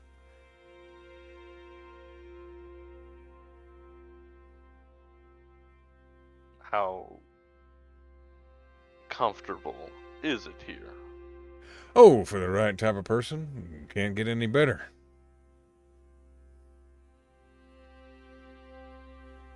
And if you don't mind me asking, who exactly are these wild farts? They seem very vocal. Eccentric. The Wild Hearts are Oh, my apologies. Nope, I'm pretty sure I know who said that to you. Well, they are a group of adventurers that have taken a liking to the place. They've earned our trust around here, been through thick and thin, helped us deal with a lot of bloody folk in the past. They're good people, work hard, know how to range the goldwood, which is, if you don't know about us, well, the goldwood is the forest you're in. Thousands of square miles of untamed wood. Dangerous place. But they're brave enough to contend with the green dragon that tried to move in and work out problems with hobgoblins, deal with all sorts of trouble on the way. And these are the same ones that I just ran into. I think so. Well, probably. One of them's a sprightly little gnome with blue hair. Another one's a, well, vibrant young woman with very, very blonde hair and a loud mouth. Perhaps a changeling and a stout. Oh, that's them. Yep, same ones. Looks can be deceiving. Take it from me. Apparently. But from here he'll just drink his ale and he'll just drink his ale quietly and listen for any calls from Durden. Okay. The bartender doesn't press you and just resumes his duties. Let me know if you need a topo. The first one's on me. The rest, well, you're gonna have to dig the pockets a little. Understood. I appreciate it. Mm-hmm. While this is happening, we will jump to someone else. Okay. I think we're probably going to do Zeke's visit last because that's going to be the most tedious with all the items and stuff. I sent you a message with them all. Sure. That's Tess, probably why he said, "Oh boy." probably. Yes. What are you doing? I mean, if we're getting tattoos, Tess. I'm has getting tattoos. Okay, who's getting a tattoo right now? Me. Do you want me to share the Google Doc? I know. I already have it. Yeah, I know Uh, you have it. If anybody's interested in a tattoo and doesn't have the Google Doc, we can paste it here. I just put it in the. He just chat. immediately pasted it. Okay. When it comes to this doc, if you don't already know, you can assume Durden is a professional artist, which means that the base cost is 10 gold. And if you just get a tattoo, it's an additional 10 gold. After that, it's 10 gold plus any bonuses that you're trying to get. If you want like a fancy ink, you want to look at the types of ink and what the bonuses they give you. The gem inks generally give you a bonus to a saving throw, whereas enchanted inks increase an attribute. But the enchanted inks are much more expensive. Super expensive. Can they raise past 20? Yes, they can. Yes, they can. That's why they're But so they're expensive. really expensive. Intelligence is the cheapest one, though, Hardy. I know. I might need to borrow a little bit of money if we don't make out like a bandit selling this shit. Anyway, as you look through these, you'll see that there are, we've talked about these before with the skill proficiency tattoos and stuff. Some skills are cheaper than others, and some are more expensive. Like insight and perception tend to be a little bit more expensive because they are passive skills. And active skills tend to be cheaper. Aside from that, tattoos that grant you an ability, like the Rift, which gives you the ability to basically cast Misty Step once per short rest, or like the Assassin, which lets you deal maximum damage with a sneak attack once per short rest. Things like that. They have unique costs and unique descriptions. So skim through and see if there's anything that strikes you as tasty or remarkable. If anybody is ready to talk about a tattoo they want, Pen, I can tell. I need to sell some shit first before we could do that. Okay. Yeah, that's a good point. Why don't we? Okay. Hold on, I'm ready to go. Okay. Pen, what tattoos do you desire? And also, I The need to first know your one- Constitution modifier and what tattoos you already have. I have one magic tattoo. It is the Warrior Lesser that adds a +1 to hit for her melee attacks. Okay. So, and then she has a base, like a mundane tattoo. It's a full back piece. It's the same as the one Jericho got. Jericho got this big wolf's head and was the Mark of the Warrior Greater. She wants to get Mark of the Warrior Greater magically traced over that existing tattoo. First and foremost.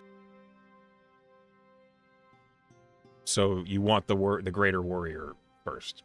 Mhm. Okay. That's a large tattoo, which Mhm. means it's going to take Durden 8 hours to complete. Ooh. Yeah, it's basically your whole back being overdone And the over tattoo's the tattoo is already made. there. It doesn't matter. It's still a giant tattoo. I know. Okay. Are you getting a specific ink for it? No. Okay. So work up the cost for that is the Mark of the Warrior That's Greater is 460. 400 gold plus, yep, so 460. So make a note of that to Mhm. yourself. And you had Yep. another tattoo? Yes, so I see here you have the skill proficiency tattoos. You can make a skill that you have that you're not proficient in proficient, and a proficient one in expertise. Correct. I don't have proficiency in this. I want to push all the way to expertise by getting proficiency and then expertise. Can I So you want to get two Full send it? tattoos. So you want a I want it tattoo to that be the gives same you proficiency. and then expertise? I want to push all the way through. Does that make sense? That's two separate tattoos. You'd have to get two tattoos.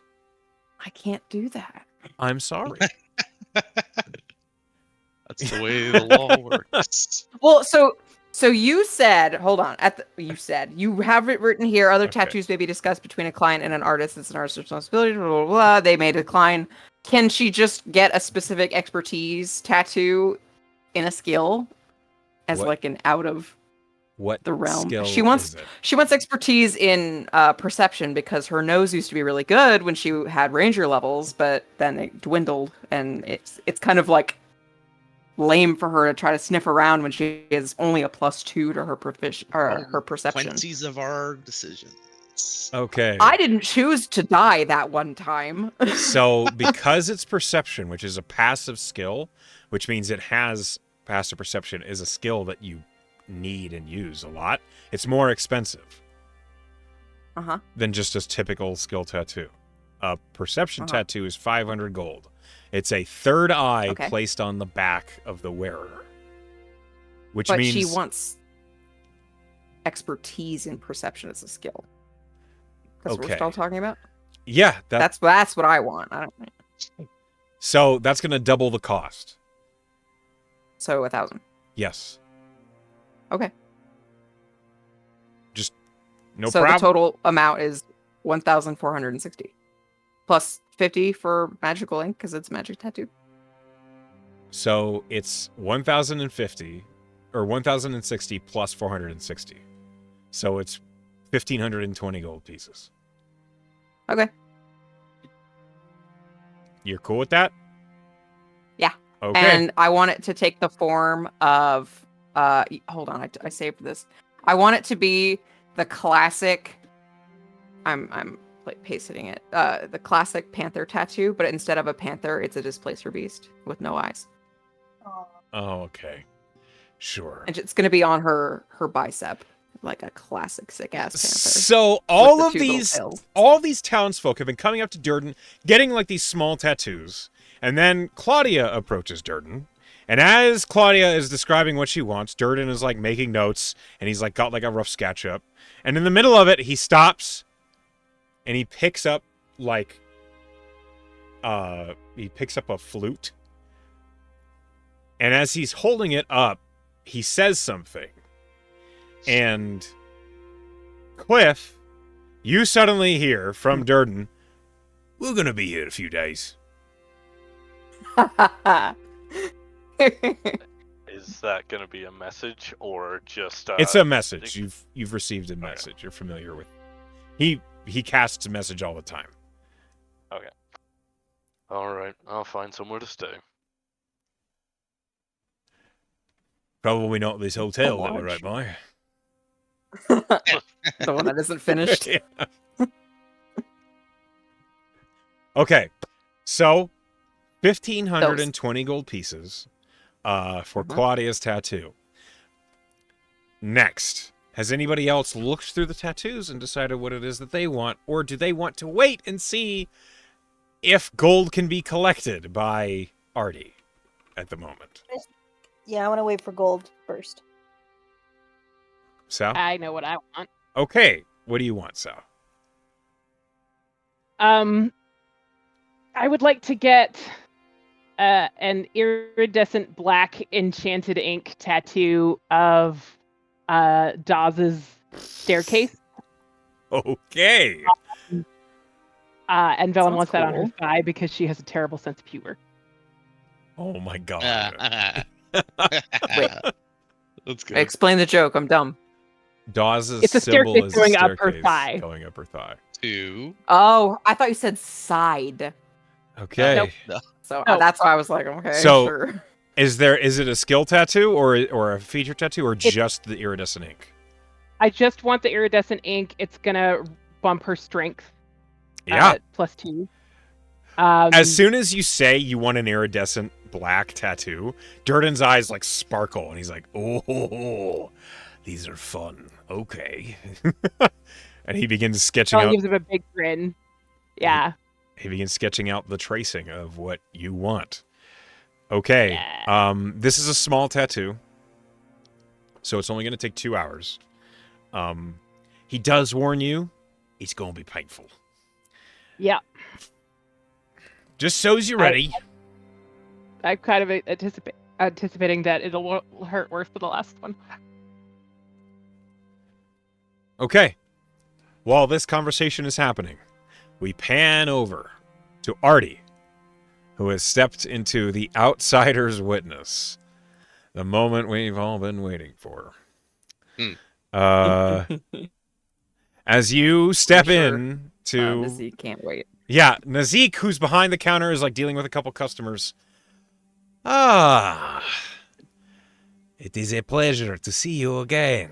One moment while I finish with my other customers. Have a look around. VIP room after this. There's just the back one. room. No, we're not. No. I have something nobody else can see. We'll talk. Okay. Oh, wait. There's no room in the back. It's a I'm closet. just like staring at him expectingly, like, come on, help them. Let's go. Okay. It takes like 5 minutes as Nazik finishes the business with the other customers. And finally, as they make their way out, Nazik looks up at you and he says, okay. I lock the door behind them. No, trust me. Okay. I'm glad that you are back safely.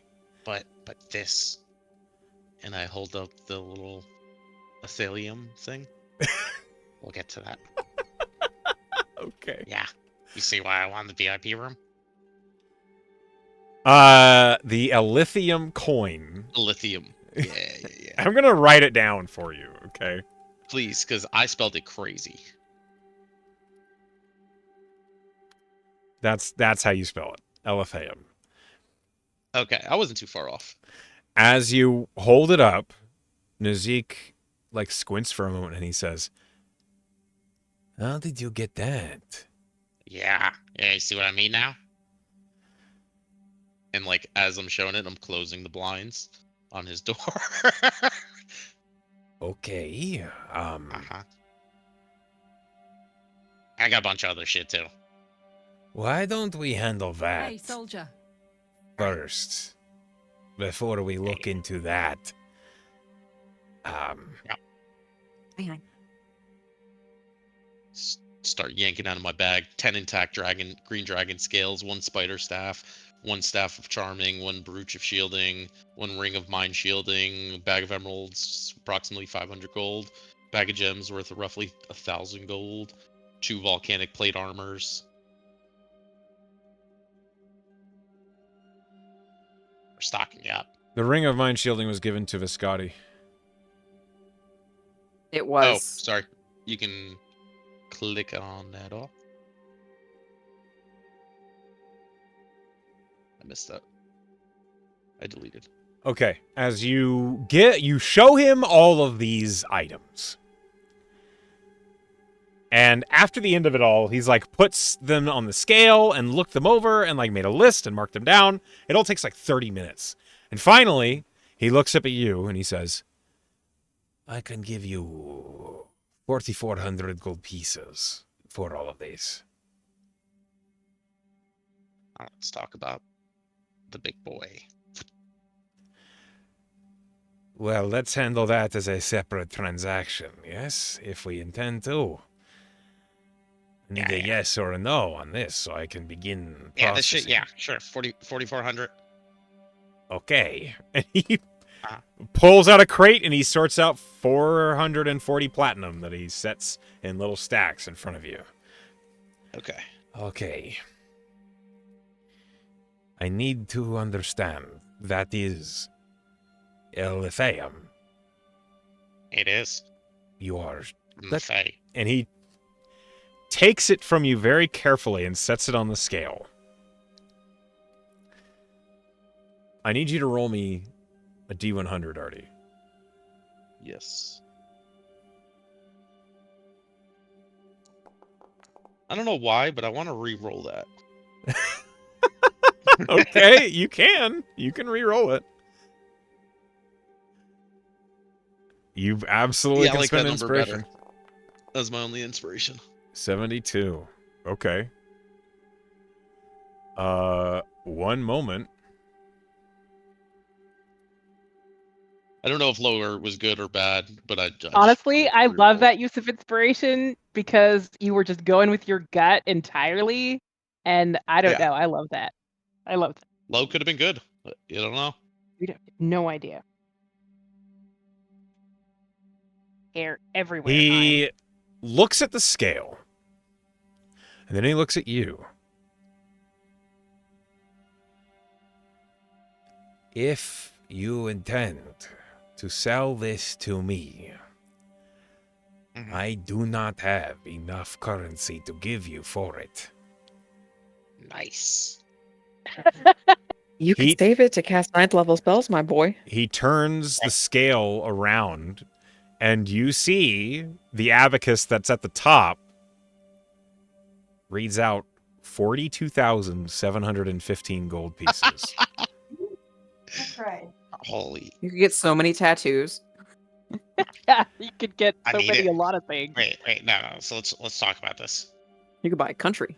I Do mean, you have a buyer that you trust? I could find one if you wish to sell this. I would require a cut. Yeah, I'll fucking cut you in all day. This is my I'll cut you. dilemma at the moment.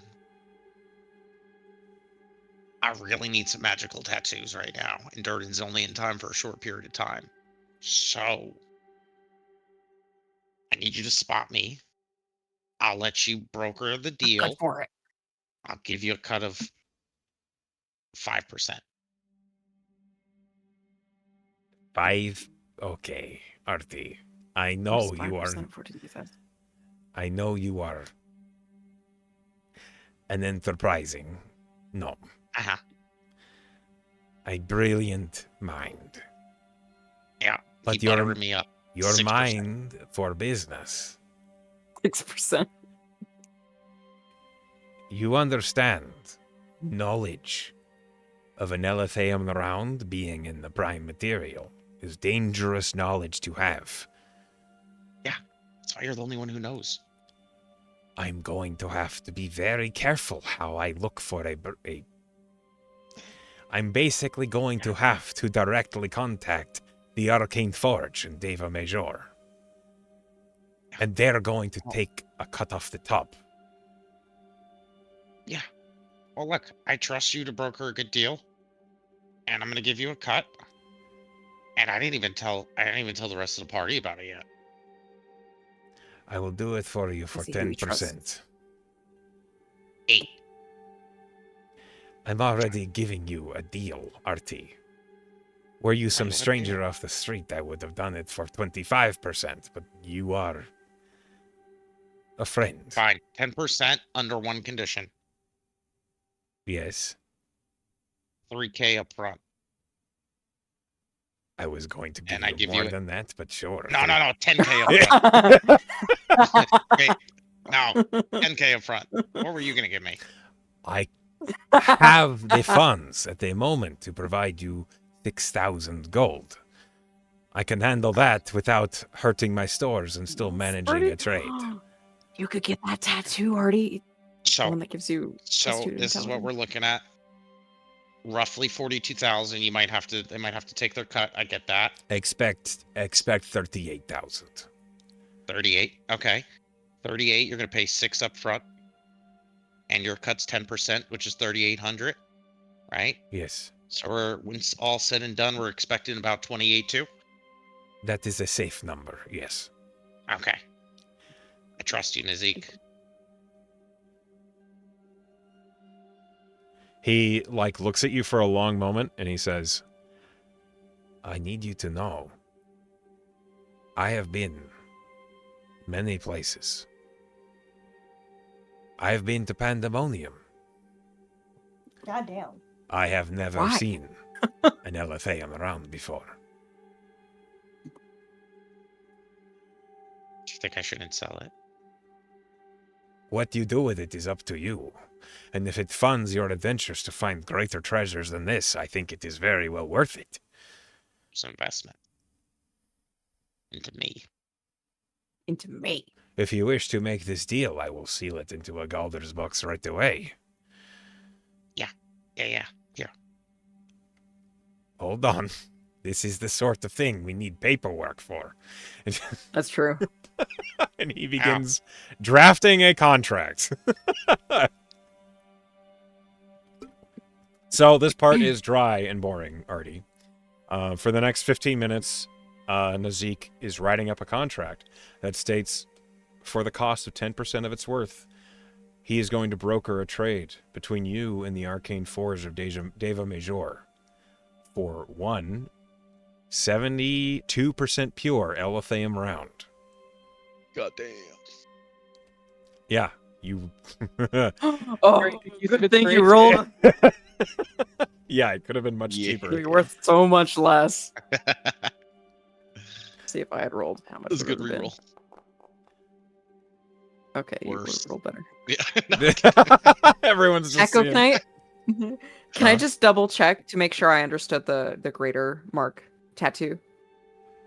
With Talon's Talon, I have a D8 plus 7, so is it now a D8 plus 14? It is double your strength or dexterity bonus to damage. Because it's a magic weapon. The +3 is not doubled. Okay, so it's -3 from that. So it's 11. Are you instead. using strength or dexterity? I'm assuming dexterity because it's my higher stat. Well, then you would choose that. So the bonus is your Okay. dexterity at 20? Yeah. So then instead of a +5, it's a +10, +3 for damage. So 13? Yes. Okay. Artie, do you sign the contract with Nazik? Yeah. He marks down all the details. He takes the Elithaeum round from you, immediately seals it into this iron box, and he looks at you, and he says, "The password is Miranda." Who's that? Got it. And then he puts it behind him in an ornate box that it vanishes from. And then he turns to you, and he gives you an additional 6,000 gold and platinum. Woo. I'm getting fucking tatted. I look forward Did to you get your seeing- stuff, like the sale for all of the junk you Yeah. gave him? Yeah, Yeah. I got it.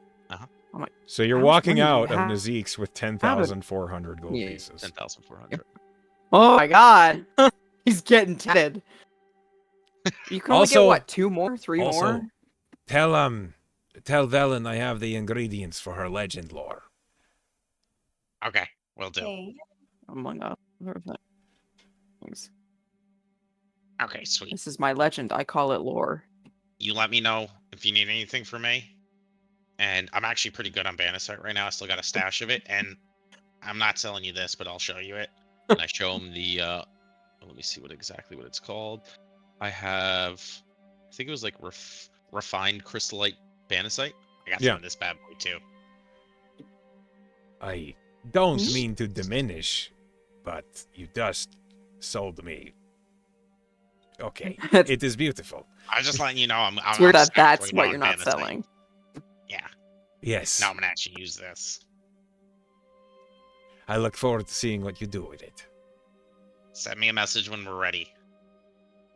Don't get yourself caught up. I know you're dealing with the forge, so it's good clientele. Don't try to sell to anybody shifty.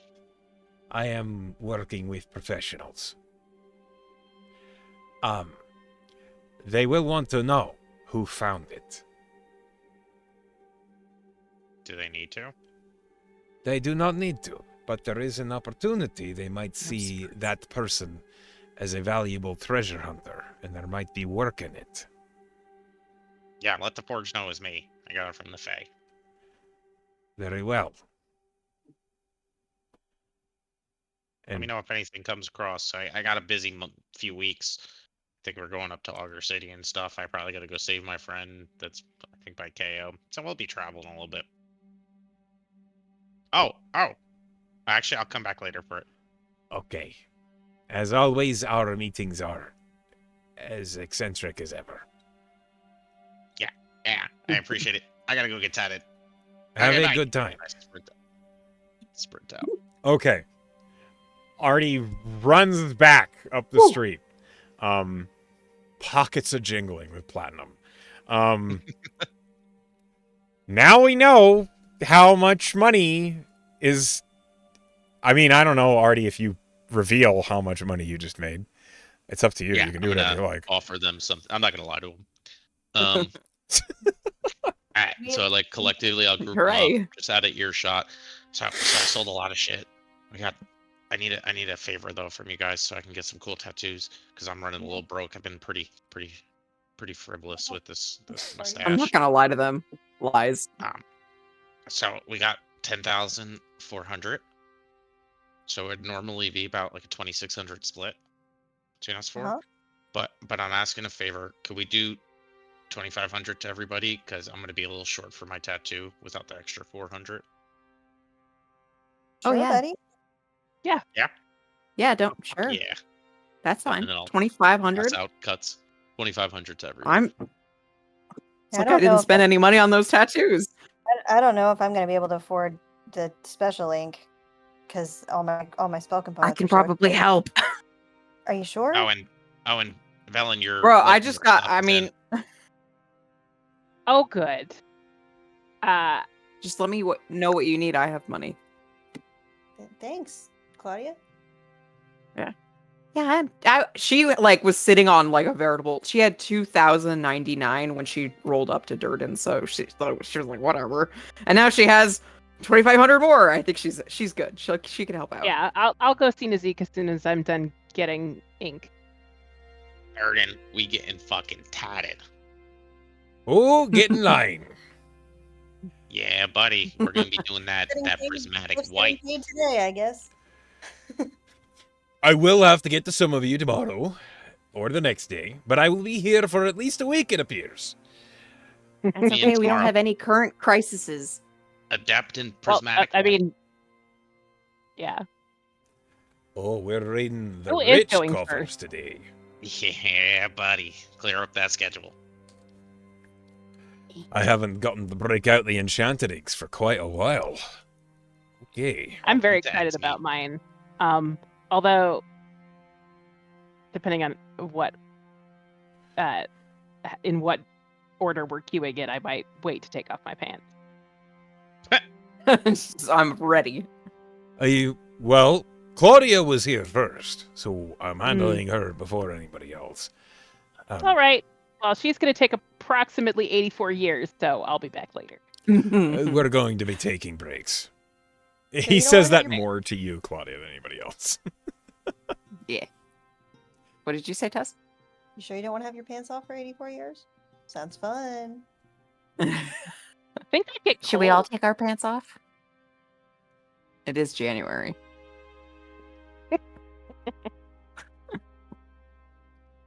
Okay. Cliff. That was a whole lot of listening to a whole bunch of stuff that has nothing to do with you. And it does Yeah. seem as though you just missed the boat on quite a large fortune in joining this party. It would seem so. This part is absolutely Hey, guy, we just met. Do you want a portion?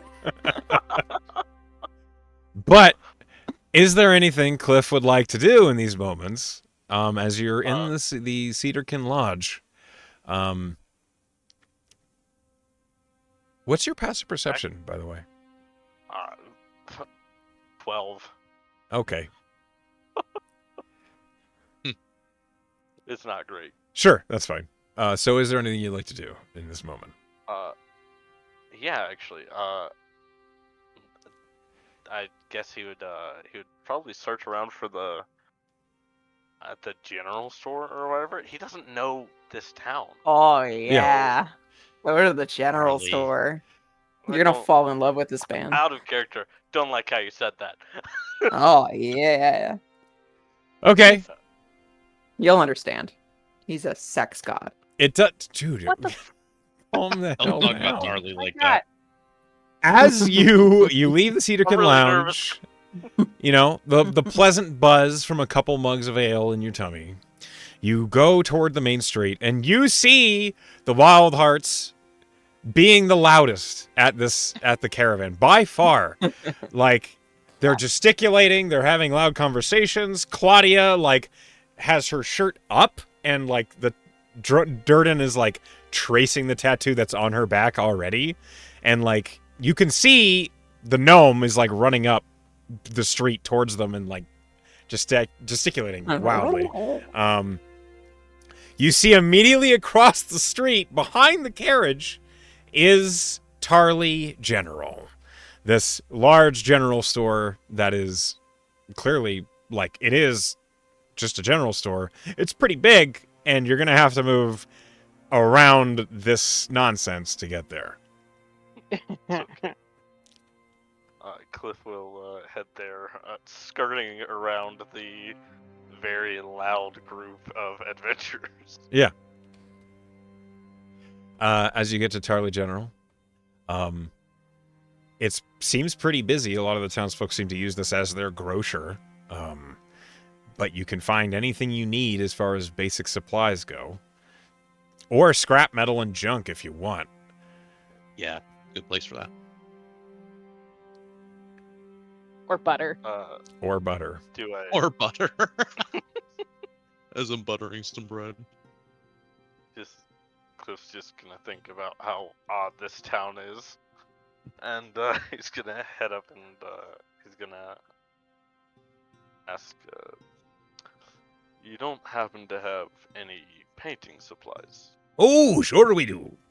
If you need full painter's kits, we have them up in that aisle down there. Otherwise, it's mix and match. I'll grab that. Hmm?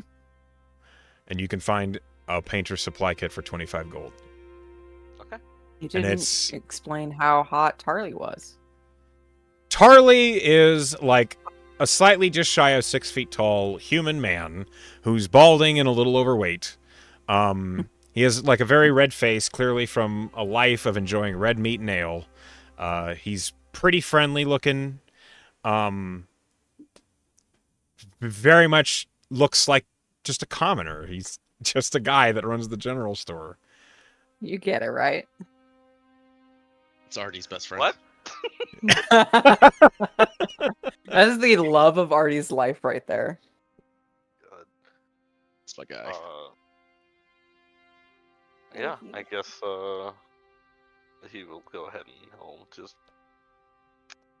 pay and yeah, not Ye- steal. Thank goodness. You have a good day now. And he just goes back as well. to being the cashier, managing his store, and you do nothing unusual. No. Okay. He's just gonna look for a nice, quiet, like scenic place. In the town or outside of it? Either like something nearby. Obviously, it needs to be near Durden.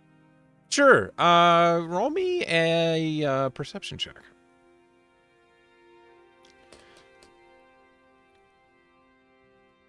Sorry, it's been a while. Hang on. That's okay. Oh, it says VTC not found. You need Okay. to hit the extension on both your character sheet and the virtual tabletop pages. Okay. There we go. They need to Now both I be think we're synced. good.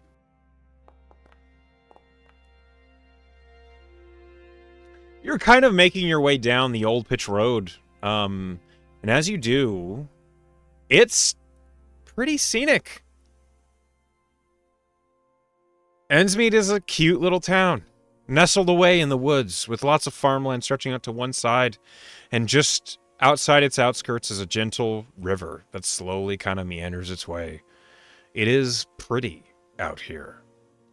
Discreet, even. And as you kind of set up outside of Endsmeet to, maybe paint, which I imagine is what you're planning to do.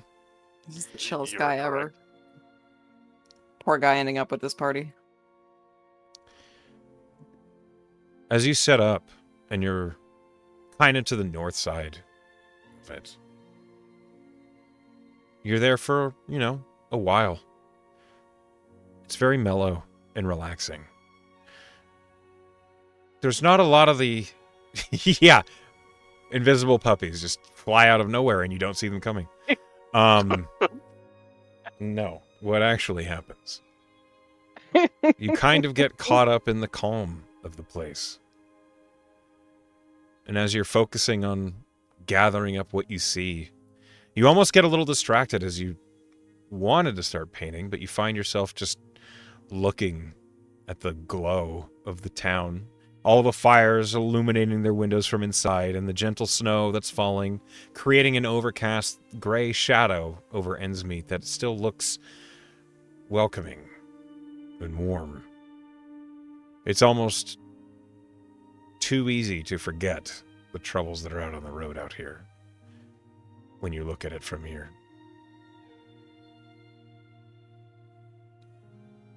And then you do hear footsteps in the trees off to your right. You see there is a small red, it looks like a baby wolf or a fox. Oh, I was right. Hell puppies. It's not a hell puppy. It doesn't look like a hellhound. It looks like either a very young wolf or a fox. You're not sure which. Your perception was too shit. But Understandable. you do catch this creature in the woods looking at you. Doesn't look like it's hunting you. It just seems startled that you're there. I won't make any moves towards it or anything. I'll just I will. Cliff doesn't actually know how to paint. He's trying to learn. Oh, Okay. baby. So he'll Paint give by it his numbers. best go. Okay. So this is an unskilled painting check. So this is just straight dexterity.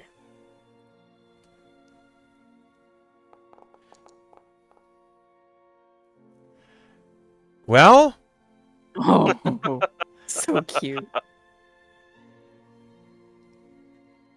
you find it's Lucky difficult. dog. You find it's very difficult to translate what you see onto paper. And Food. as you're like trying to paint the shape of this red hound or wolf or canine onto the canvas, you're about to toss it away when you hear from over your shoulder a young girl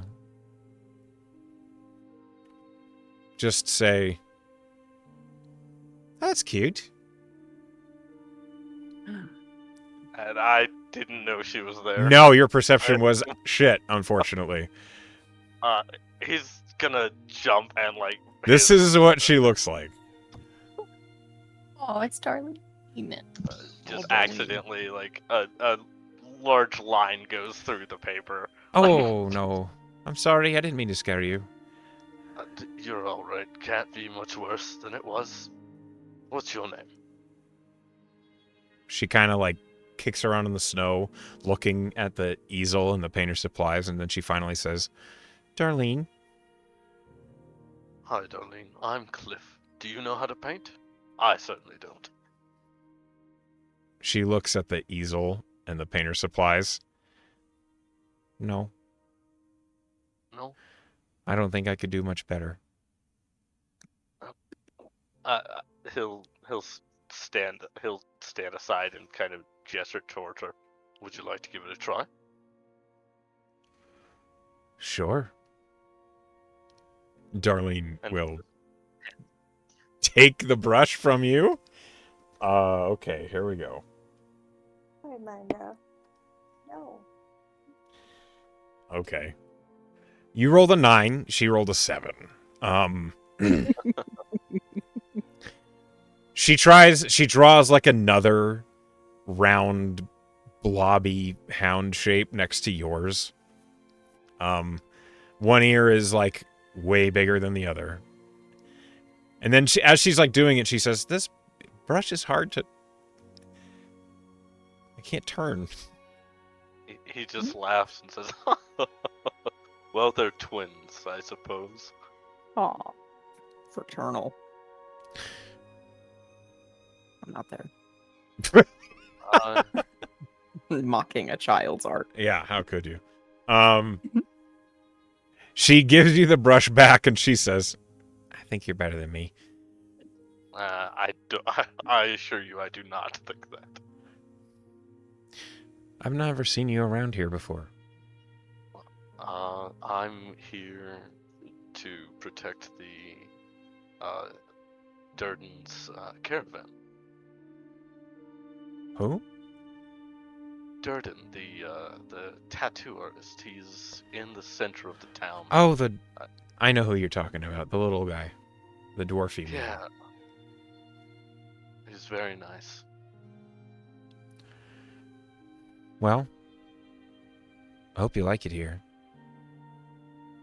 I'll be here for a week, so we'll see how things go. Did you happen to see, an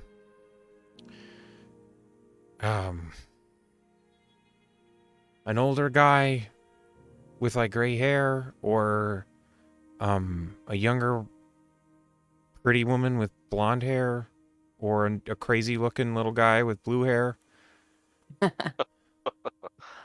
Yes, I believe they're over by the center of town. Oh, they're back? Okay. Thanks. And she runs away. Be safe. Roll me another perception. Roll better this time. I don't Not think that's gonna happen. What did I tell you? 20. Fucking crit. He was like, Penn told me, so I gotta. You get the impression the whole conversation you had with her, there was like a tension in her voice that you didn't know was there. Until like you were thinking back on it now. And as she's running into town, you see she's wearing like pretty like rudimentary clothes, just basically like a linen tunic and trousers. As she's running into town, you see down her back is 4 slashes in a parallel line down her back, but her skin is not cut. With a natural 20, you see that there's a scrape, like something scratched hard on her back, but didn't actually cut the flesh. But that slash is big.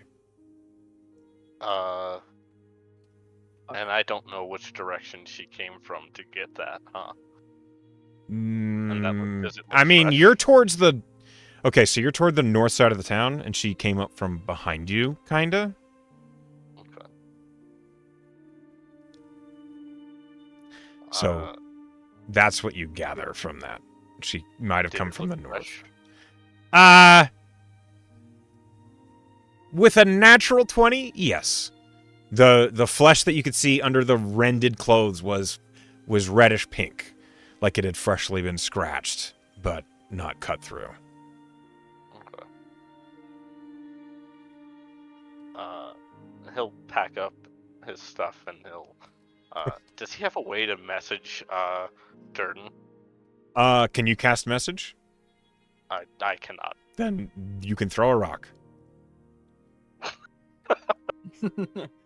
I can throw it pretty far. Perhaps a paper airplane? No, I am afraid you do not have a way to message Durden. But you pack up your painter supplies and you follow her. I was gonna head to where she came from, but yeah. Oh, I'll okay, follow her. No, you Yeah. you totally can go the way she came from. Okay. You head northward.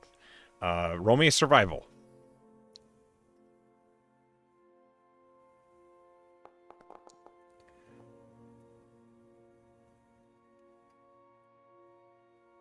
Okay. What you find with a 19 is confusing. You see her tracks. There's like fresh snow all on the ground out here. It's not hard to find these tracks. You see that they go up, like approaching behind where you were sitting. They take a very sharp turn going towards the trees. And as you follow them, you see that in the trees, the tracks change from her humanoid footprints into paw prints. You keep following them. The paw prints wind back through the trees, curve around, and then you see them leave this copse of trees that was like near where you were sitting, and they seem to go northward in a straight line. Do you follow them? Absolutely. Okay, as you follow these tracks, you're heading northwards with a 19 in survival. You make your way north, and you're pushing through these trees, following these tracks. You're walking for what feels like maybe 10 minutes. And then you come across this clearing as you're pressing through all the brambles and the brush. And you see that this clearing has like these raised cliffs on around the sides of it. There are trees that are snow-capped. And in the middle of the clearing is a ruin. It's a round structure. Or at least it was once. There are these pillars that reach up and no longer have a roof that they're holding up. But in the middle is like a stone shrine. Roll me a perception. Stop making me roll perception. No, this is important. Oh god. Oof. 11. Okay. You see that the pathway that leads up to the shrine was probably at one point cobbled. It has long since been overgrown and snowed over. There is like the remains of a stone doorway that's kind of nestled into the soil, as if this structure was once kind of built into the ground and has long since been destroyed or weathered away by erosion. It looks old. The shrine in the middle it's a stone platform that has a couple of symbols set into it. Are you proficient in religion? No. Roll me a religion check anyway, because there is a chance you know this, based on where you are from. A 10! No, I'm afraid not. The symbol is set and carved hard into the stone. It is an eye with a slit pupil, and it looks like it's set between like these parallel lines above and below it. And the whole symbol itself, like it looks like it's been weathered and cleaned recently. There's no snow immediately on the stone, which doesn't really make sense to you, as there's snow everywhere else. But you can see tracks that lead up to it. At this moment, we're going to pause on this interaction, and we're going to step away to look at the party, who, as you guys are talking to Durden, those of you with keen passive perceptions, so Tess... Mine's better now. No, it's not. Because You of the haven't test- got the test yet. yet. Oh, Calm down. He's doing the big one first. Motherfucker! Really good now, though. It will be. You hear Darlene running up to you. Running up the old pitch road. So she lost him. No, he was following her tracks where she came from. Oh, okay. I see. Darlene, hearing that you guys are back in town, is running up the street to where he said you were, which was the middle of town. So. Hey. Oh, hi. Hey, she looks over at, like, the End's watch, where Solite typically is and stuff, and then she looks at you. I saw something that you should know. Okay. Oh, you're so smart. What did you see? Well, I didn't see it. Okay, I'll start over. Take your time. There are these scary fire wolves in the woods that way. And, one of them got me a little, but I'm fine. I got away. Are you okay? No, Can I see? Where did it get you? She turns around, and you see that all across her back is a huge slash that runs from her upper right shoulder all the way down to her waist. And it's clear she didn't cut the skin. It just tore her clothes and scratched her. You imagine her Oh, natural oh. hardiness likely protected her from it. Werewolf gang. I think that rock guy went to go look after he was on the outside of town up there, and Oh shit, he's gonna get ran down. By him- You gotta help him. By himself? I didn't see anybody else. But I thought you should Firewolf, have. did you say? They were hot about and the they pirate, smelled right? like pirate. Yeah. Did they smell like sulfur, did you say? Yeah, they smelled like fart. Okay. Yeah. Let's I go guess check it out. pirate. I didn't think He's a he, pirate. he didn't look like He's he was on got a. an eye He's just got an eye patch. It's okay. She had an Let's eye go patch check it for a out. little bit. She did. Who? You're right. You. Claudia, Who's you, that? Pirate. you, Claudia. It was gave for your a eye- really little bit. I saw Nah, temporary you. pirate. It counts. She saw you. Hey, The temporary pirate. Darlene, can I look at that scratch? Can I like try to? I think I've got remove curse today. Can I like? Is there anything magical about the anything? Does it seem like Roll a it's medicine not, is check. it not? Okay. Oh, hang on. Sorry. My other computer decided to randomly crash, I guess. Go out into the woods and we're gonna find Cliff dead. And for Sleepy's next character, Hey, I'm not Simic. Yeah. and Not I'm gonna tell wrong him you either. said that. and yet Okay, medicine, you said? yep, medicine check. You are investigating a wound. That's terrible. 9. She looks like she had a small amount of damage to her hit points. It looks like it didn't even break the skin, right? Yeah, it looks like Werewolf at a close gang. investigation, it looks like there was a little bit of fire damage in the wound, but not much at all. There's like a slight burn in the scratch.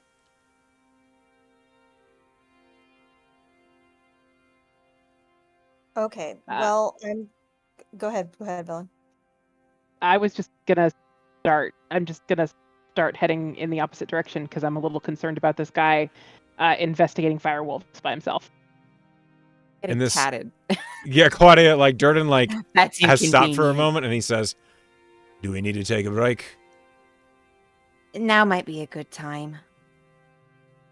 All right. Just And so he- we make sure that your bodyguard doesn't die. Bodyguard. Uh-huh.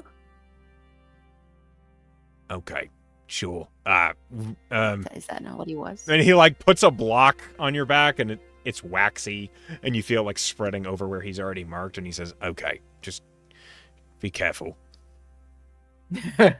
Okay. So you guys head to follow the direction Darlene pointed. Yes. All right. So, Okay. As you go in that direction, Cliff, we jump back to you. This is what you see. I can't see anything. I know. You don't have a token on this page. Ooh. Ooh. This is where you are. Nice.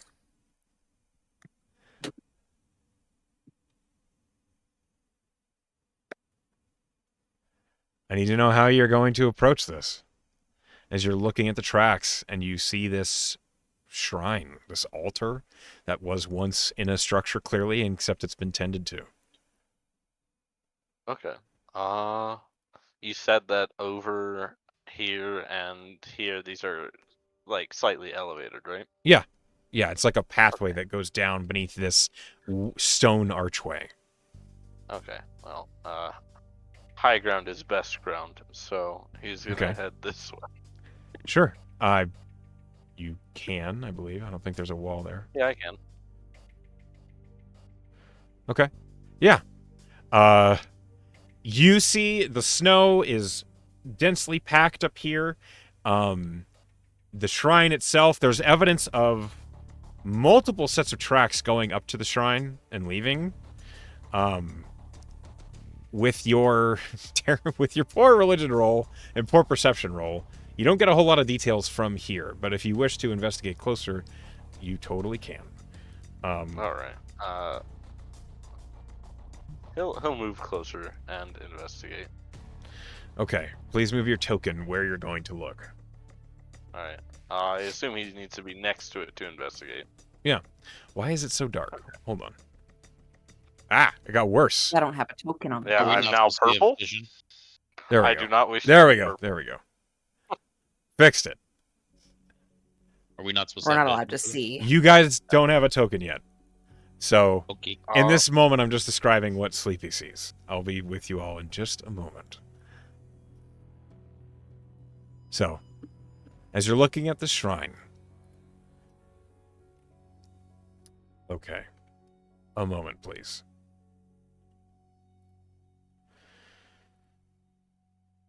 Okay.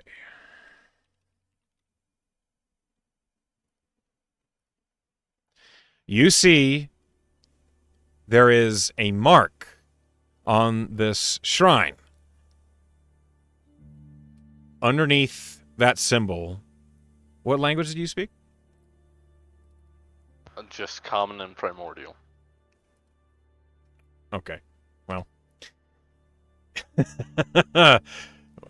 There is a mark, and it has writing in a language you do not understand.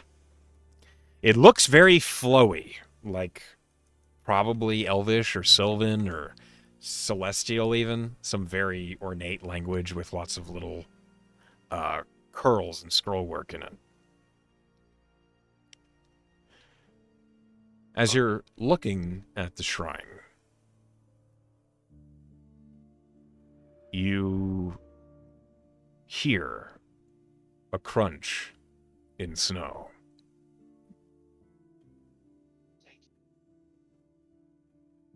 To your left.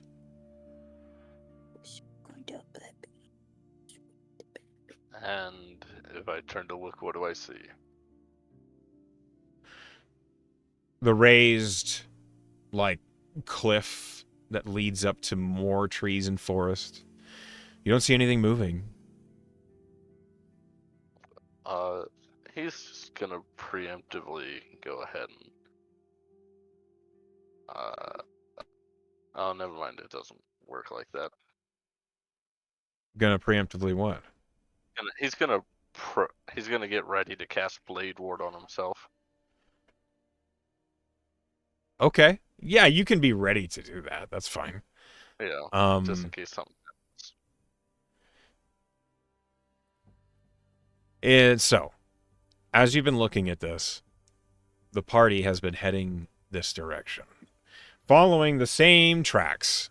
In the snow, a passive survival is good enough to find which way Cliff went, as he was not really hiding his pathway. I'm going to place you guys as you emerge through the tree cover. What's the marching order, do you think? Who was first? Tess is in the back, taking up the rear. Velen's I'll be- technically first because she left first, unless we caught up. Right? Okay. Yeah, Velen will be first, sure. So I'll be after Velen. So Velen, Claudia, Yeah. Artie, Tess. Yes. This is what it looks like as you enter the area. You see this place that none of you have ever actually been to before. This Up there. This shrine is something that you've heard referred to in passing. It's an altar to the Sentinels of Shine. Oh, interesting. Okay. Generally, people bring offerings to Valkeen here, but it's kind of been disused. Not forgotten, just, left alone, especially with all the troubles. It was a that little have been- dangerous around here. Yeah. Yeah.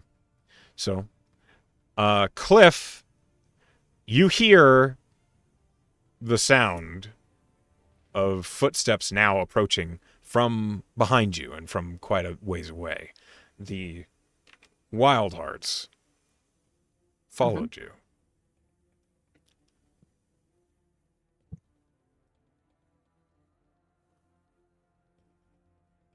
You said I see the wild Hello? hearts. You hear them. You don't see. Well, now Oh, you okay. you can see them now as they are approaching. Yes, you can see them coming up the path that meanders its way up towards the shrine that you're standing in front of.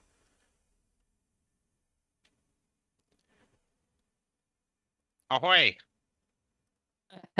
Artie, stop it. Stop what? Don't. How you? Stop Not a being pirate. rude. Hey, big guy. There's some hellhounds out here. And fire wolves. I think. It's That- not the same thing. No. We don't actually know what she saw. She said they smelled like sulfur.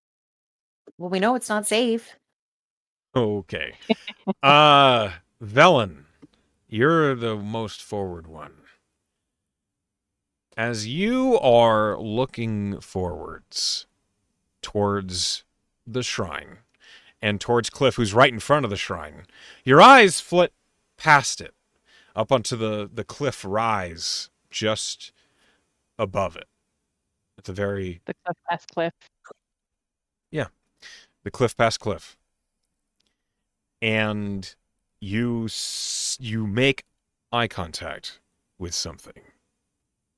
There is a split moment where a pair of orange eyes are staring at you, and they are massive. And as these eyes lock onto yours, a chill runs down your spine. A spike of fear runs through your body, except it is so intertwined with anguish and depression and despair, and your whole world for just a moment goes completely grayscale. Oh my god, it's happening again. Except in this moment, you see this looking at you. Ooh. Oh, he's big. What does that say? Yeah, that I tracks. looked up and saw the fox in the chat. Yep, that's what she He's sees. just looking at you. Feel despair, Velen. I'm assuming combat hasn't started yet. Combat has not started yet. Nobody else sees this at the moment. Velen, you're the only one who sees it. And in this moment, I need you to make a wisdom saving throw. You got this, Is it Velen. Velen or me? Velen. Okay. Because she sees the thingy. That's a fail, Velen. Sure is. I'm You- going to use my inspiration to reroll that, Okay. just in case.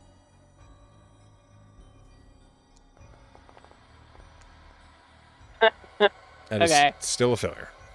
Yeah, I'm going to leave it. You are, for the moment, stunned as you hear a voice in your head. It feels so familiar. Brandished in wrath, yet cast aside. Lost for all but me to decide. The taker of one, my soul to reap. What once was yours is mine to keep.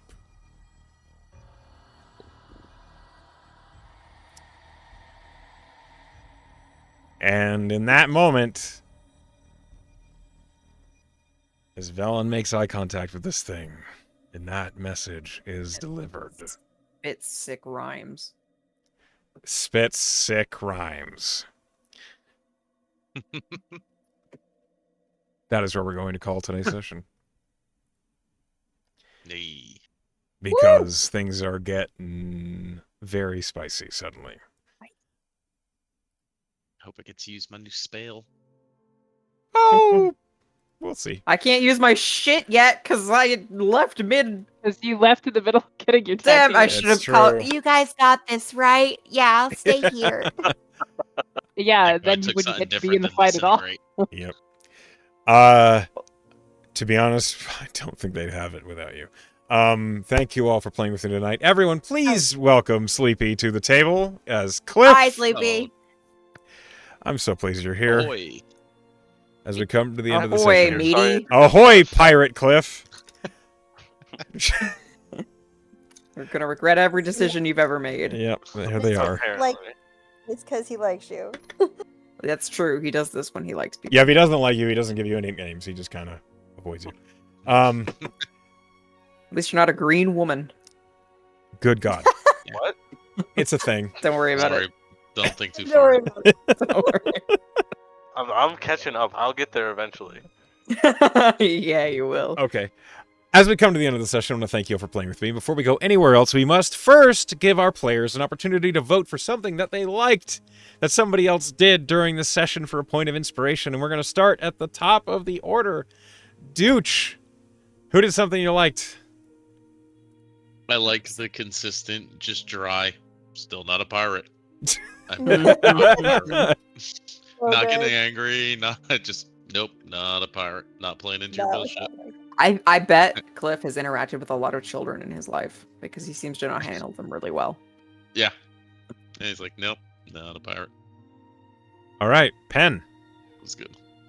I'm gonna give it to our new player, because I loved his pursuit of these paints, and then just going out somewhere to quietly paint. And at first I was like, man, he must be like a hidden artist. Nope, doesn't know how to paint, but he wants to, and he's gonna try. And then when Darlene walks up to him, encouraging her to to paint with him was really cute. So and this party gives a lot of fucks about Darlene, so you earned a good spot by being nice to her. She's That only was our been on collective camera child. twice before this moment. She's been on camera lots of times. Twice. Literally two No. times. When No. you first saved her and when Seeker appeared. That was it. But that was multiple sessions. Anyway. Okay, vote for Sleepy. Cool. Moving on. All right. Emily, who did something that you liked? So, honorable mention to Artie for getting the super valuable thing that I was like, oh wow, what a cool thing for him to like have as a wizard. Nope. Immediately sells it. Killed it immediately. Thank you for your generosity, Artie. And Yeah. the small thing that we do not know is eventually coming to us. We will somehow be able to afford that teleport to wherever it is that we need to go. That's rad. But so that's honorable mention, but I'm actually going to give it to Velen because who's this guy you're happening to is just so wittily Velen and also so Artie, and it's just a good combo. I just like what a perfect thing to say about Artie. And particularly about Artie and a stranger. Agreed. Okay. Sal, who did something that you liked? I am also going to give it to Sleepy because I loved the moment when he gave Darlene the paintbrush to paint with him. It was very cute. Very cute. But I'm really glad that that we're back to playing and everyone was fun tonight. So hooray! And last but not least, Sleepy. Who did something that you liked? I have to give it to Dooch. I loved how animated Artie was today. Like, In all days. Yeah. That's Yay, yeah, sure. Just do it. Standard no, fare. I mean, I get to be a Chaos understand as a Gremlin. new player, I may be a bit biased in that, but him getting held back by a raccoon and running down I'll the be back. streets with I'll be back. Artie's tons and basically a tons of cartoon platinum character. is very funny. Thank you. All right, so the vote goes to Sleepy. Welcome to the table with a player vote for inspiration. You. Well done. I hope you Just happy guys... to be here. I'm happy you're here too. And thank you all for playing with me tonight. I hope you had a good time. To those of you who are at home or at work watching, hi Penn, hi Emily, hi class, hi Sleepy, hi everybody else. We love you all. And I wish you a good night.